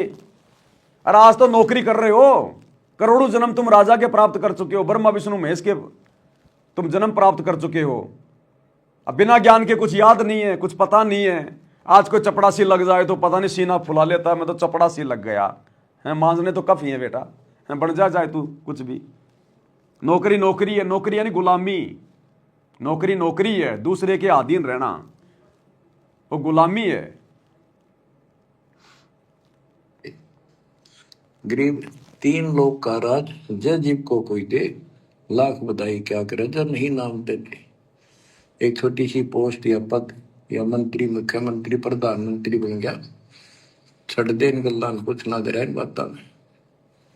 एक को गुरुजी कह रहे हैं अगर प्रधानमंत्री भी बन गया तू, देश का राष्ट्रपति भी बन गया, तो भी छोड़ दे गल्ला, कुछ नहीं है। अगले जन्म में गधापति बना मिलेगा बिना भक्ति के। एक हरि की भक्ति बिन राजा गधा होए, माटी लदे कुम्हार की घास न डाला कोई। अब बताओ फिर वो डॉक्टर इंजीनियर फलाना देखना, इनकी तो औकात क्या है। जब मरने के बाद में भक्ति ना करने वाला राजा भी गधा बनता है, तो छोटी मोटी नौकरियां करके तुम क्या सीना फुला रहे हो। तो ज्ञान की कमी है भाई। मंत्री, मुख्यमंत्री, प्रधानमंत्री बन गया, छड़ दे इन गल्लां कुछ ना दे रहा इन बातों में। एक कोडी का जीव नहीं जिसके पास सच्ची भक्ति नहीं। आपके ऊपर जो मालिक ने कृपा कर दी, पुण्यात्मा हो, आप सामान्य आत्मा नहीं हो। 27 साल हो गए यही आवाज, यही परमात्मा की महिमा गुणगान करते करते। परमात्मा का कुत्ता हूं मैं, उसका निर्देश है, आदेश है, इसलिए आप धनियों को जगा रहा हूं, भौंक रहा हूं। और कुत्ता जब भौंकता है तो मालिक ने समझ लेना चाहिए कोई आपत्ति है, उठ के जागना चाहिए, इधर उधर देखना चाहिए, अपना धन संभालना चाहिए। आंखें खोल लो, कुर्बान हो जाओ। ये बार बार दास जो कह रहा है, कोई मूर्ख नहीं, मैंने कोई स्वार्थ नहीं आपसे, लेकिन आपका भविष्य, आपकी दुर्गति खड़ी दिखाई देती है दास को। आप दुर्गति खड़ी दिखाई दे रही है आश्रम वालों की। सत्संग किसके लिए कर रहे हैं? अपने भक्तों के लिए। तो गुरुजी कह रहे हैं मुझे तुम्हारी दुर्गति खड़ी दिखाई दे रही है। जो कुकर्म तुम कर रहे हो आज मेरी गैर हाजिरी में, ये राजनीति करके, स्टेडियम बना के, आश्रम पे आश्रम खोल के, धंधा खोल के तुमने ड्रामेबाजी शुरू कर दी। नाम लेते हो तुम कबीर जी का कि कबीर जी 120 साल झोपड़ी में रह गए, और तुमने उसी कबीर के नाम पे ये करोड़ों के आश्रम खोल खोल के बकवादी शुरू कर दी। उस कबीर के नाम पे आश्रम खोल दिया, करोड़ों का ड्रामेबाजी कर रहे हो, और कबीर का झोपड़ा बना दिया साइड में, और लिख दिया कबीर जी शिक्षा दे रहे हैं सूत काट के कि हमने एक सामान्य जीवन जीना चाहिए। वो 300 करोड़ का धनाना आश्रम क्यों खोल दिया भाई? अरे नाम कबीर का, फोटो कबीर की, सूत काट रहा है, झोपड़ी कबीर की कि सामान्य जीवन जीना चाहिए, और ये 100 एकड़ जमीन लेके पटक दी धनाना में। ये क्या है? वो 300 करोड़ का आश्रम बना दिया। वो क्या ड्रामेबाजी है? बनाई कभी कबीर ने? तो ये है ड्रामेबाजी। तो गुरुजी कह रहे हैं मैं सारा देख रहा हूं, तुम्हारा नौटंकी सब कुछ है। गुरुदेव कह रहे हैं तुम्हारी दुर्गति मुझे दिखाई दे रही है, तुम्हारा भविष्य जो तुम ये बकवादे कर रहे हो, गंदी राजनीति, स्टेडियम, आरक्षणबाजी, आश्रमों में ड्रामेबाजी, भक्ति तुम करते नहीं, सत्संग तुम सुनते नहीं, दुनियादारी निभा रहे हो, यारी दोस्ती निभा रहे हो, बकवादे कर रहे हो, मर्यादा सबने तोड़ रखी है। तो गुरुजी कह रहे हैं मुझे सब दिखाई दे रहा है, तुम्हारी दुर्गति खड़ी दिखाई दे रही है। मैंने कोई स्वार्थ नहीं आपसे, लेकिन आपका भविष्य, आपकी दुर्गति खड़ी दिखाई देती है। आपकी ऐसी बिरान माटी असंग बार होली, कुत्ते कदे सूर बनकर धक्के खाए आपने, अब भी डर नहीं लगता। अब तो ये नशा उतर जाना चाहिए आप लोगों का। क्या ये मैं भी बोलने जाऊं तुम सुने जाओ, या भेड़ वाले बीन मत बनाइए इसने। क्या कह रहे हैं गुरुदेव? किसको कह रहे हैं? अपने भक्तों को कह रहे हैं कि मैं बोले जाऊं, यानी मैं जेल से बैठ बैठ के सत्संग बोले जाऊं और तुम सुनते चले जाना, अनुसरण कोई इसके ऊपर जो है करना मत। तो कहते हैं भेड़ वाली बीन मत बनाओ इसको। जो कह रहा हूं ना उस पर अमल कर लो, ये बकवादें छोड़ दो जो तुम कर रहे हो। ये असंग बार होली, कुत्ते कदे सूर बनकर धक्के खाए आपने, अब भी डर नहीं लगता। अब तो ये नशा उतर जाना चाहिए आप लोगों का। क्या ये मैं भी बोलने जाऊं तुम सुने जाओ, या भेड़ वाले बीन मत बनाइए इसने। इसका कुर्बान हो, जकड़े जाओ मालिक के साथ, लिपट जाओ, कुर्बान हो जाओ। ये कहने सुनने की बात नहीं, ये कर पाते। क्या गरीबदास जी मूर्ख थे इतना मोटा ग्रंथ लिखा? क्या भगवान को लालच था आपसे जो 120 वर्ष तक हमारे बीच में इस गंदे लोक में कष्ट उठाया? आप उसके बच्चे हो, आप उसकी आत्मा हो। वो हमारा बाप है, वो एक माँ है, वो सब कुछ है, वो भाई है, वो एक बहन है। तुम्हें माता च पिता, तुम्हें बंधु च सखा, तुम्हें विद्या च द्रविणम, विद्या और धन दाता तू ही है। तुमेव मम सर्वम देव देव, हे देवों के देव, हे मालिकों के मालिक, मेरे तो आप ही सब कुछ हो। ये भाव हो बेटा बच्चों तुम्हारा। और ये भाव गुरुदेव के आशीर्वाद से सत्सेवकों का बना है, सत्सेवकों का, साथ संगत वाले भाई बहनों का। हमारा भाई भी गुरु, हमारा बाप भी गुरु, और आश्रम वालों का तो बाप भी जाट समाज, उनके भाई भी जाट समाज। तभी तो उनकी धर्मशाला बनवा रहे हैं, तभी तो उनके आरक्षण में जाके बैठ रहे हैं, तभी तो गुंडों की सीबीआई जांच का समर्थन कर रहे हैं, तभी तो भक्तों का खून पसीने का पैसा, ज्योति पाठ का पैसा, करोड़ों रुपया उनको चंदे के रूप में दे रहे हैं, करोड़ों में उनकी धर्मशाला बनवा रहे हैं। क्योंकि इनका तो बाप भी जाट समाज हरियाणा का, और इनके तो भाई भी जाट समाज वाले। भगत तो केवल पैसे कमाने की मशीन है कि भगत समाज तो भेड़ बकरियां हैं, गुरु जी के आड़ में पैसे कमा लो बस ज्योति पाठ के, और लुटाओ अपने समाज के ऊपर। ये वो पिता है, ये बाप भी यही है, माँ भी हमारा यही है, ये हमारा भाई भी यही है, सच्चा साथी सखा फ्रेंड भी यही है। अगर विचार करोगे तो जिनके ऊपर मुंह धोए बैठे हो, जिनके ऊपर तुम सारा मान रहे हो, चाहे आपका प्रधानमंत्री मित्र है, प्रधानमंत्री मर जाता है, कि सारा था उसका। अब बताओ, गुरुजी कह रहे हैं जिसके ऊपर तुम मुंह धो के बैठे हो, अपना सहारा मान रहे हो, प्रधानमंत्री, कल को तेरी मृत्यु हो गई, वो क्या सहारा देगा तेरे को प्रधानमंत्री? तो ये बात कहने वाला गुरु क्या नरेंद्र मोदी की रैली में अपने भक्तों को धक्के खाने के लिए भेजेगा क्या?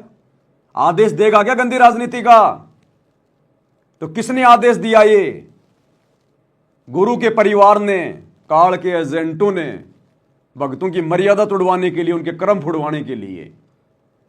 ये गुरु तो साफ कह रहा है कि प्रधानमंत्री भले तेरा मित्र है, वो भी तेरे कोई काम नहीं आएगा अगर तू मर्यादा तोड़ के भक्ति करेगा या भक्ति नहीं करेगा। तो बताओ, ये गुरु क्या नरेंद्र मोदी की गोहाना सोनीपत की रैली में भक्तों को बसों में बैठकर जाने के आदेश देगा क्या? मध्य प्रदेश की भोपाल की नरेंद्र मोदी की रैली में जाने के आदेश देगा क्या? बात बात पे राजनीतिक पार्टियों को वोट डालने का आदेश देगा क्या? जो प्रधानमंत्री को भी रिजेक्ट कर रहा है कि वो भी तेरे कुछ काम नहीं आएगा, तो उनके पीछे दौड़ाएगा अपने भक्तों को? तो कौन दौड़ा रहा है? काल। किसके माध्यम से? गुरु के परिवार के माध्यम से, कोऑर्डिनेटरों के माध्यम से। जिनके ऊपर मुंह धोए बैठे हो, जिनके ऊपर तुम सारा मान रहे हो, चाहे आपका प्रधानमंत्री मित्र है, प्रधानमंत्री मर जाता है, कि सारा था उसका, खुद मौत होगी कि रक्षा करी उसने प्रधानमंत्री ने। और ये परमात्मा या भी साथी, संसार छोड़ के जाओगे बच्चों तो भी साथी। गुरु रामपाल मेरा हरदम साथी, रहे शब्द रूप में साथ, चरण में रखना जी, भोग लगाऊं महिमा गाऊं। साथ संगति से जुड़ो, तब पता चलेगा ये सारे शब्द बने हुए हैं गुरु की महिमा के कि गुरु रामपाल मेरा हरदम साथी रहे शब्द रूप में साथ। तो गुरु जी क्या कह रहे हैं, गुरु यहां भी साथी और गुरु आगे भी साथी। रक्षा करी प्रधानमंत्री ने, और ये परमात्मा यहां भी साथी, संसार छोड़ के जाओगे बच्चों तो भी साथी। ऐसे साथी को बोल के आंख बंद करके बैठे हो, खोल लो नाक में, खोल लो बच्चों, मर बैठो इस मालिक को पाने के लिए। अर्थात अभी भक्तों की आंखें खुली नहीं है, अभी भक्तों ने अपने गुरु को पहचाना नहीं है, तभी तो कह रहे हैं कि बच्चे आंखें खोलो। कब तक तुम कुतिया के बच्चों की तरह आंखें बंद करके लेटे रहोगे। कुतिया के बच्चे 8-10 दिन बाद जाके आंखें खोलते हैं, और जब तक उनकी आंखें बंद हैं, चाहे सूरी का दूध पिलाओ चाहे कुतिया का दूध पिलाओ, उन्हें पता ही नहीं। तो भक्तों की तो आंखें बंद हैं, चाहे राजनीति कराओ, चाहे जाटों की धर्मशाला बनाओ, चाहे गुंडों की सीबीआई जांच कराओ, चाहे स्टेडियम बनाओ, चाहे रंगोली बनाओ, चाहे आश्रमों में पाखंड करो, कुछ पता नहीं है इन्हें। अभी तो कुतिया के बच्चों की तरह आंखें बंद है संगत की। तो गुरु जी कह रहे आंखें खोलो, कब खोलोगे फिर? तुम्हारे गुरु का तो वापस सतलुज जाने का टाइम हो गया, तुम आंखें बंद करके पड़े हो। थोड़ा बहुत अपनी माँ का भी दूध पी लो, या फिर कुतिया का दूध पीते रहोगे, राजनेताओं की रैलियों में धक्के खाते रहोगे। खोल लो नाक में, खोल लो बच्चों, मर बैठो इस मालिक को पाने के लिए। परमात्मा आपको सद्बुद्धि दे, आपके गंदे लोक की याद सदा बनी रहे, आपका भविष्य नरक बनने से बचे, आपको मोक्ष दे दाता सत साई।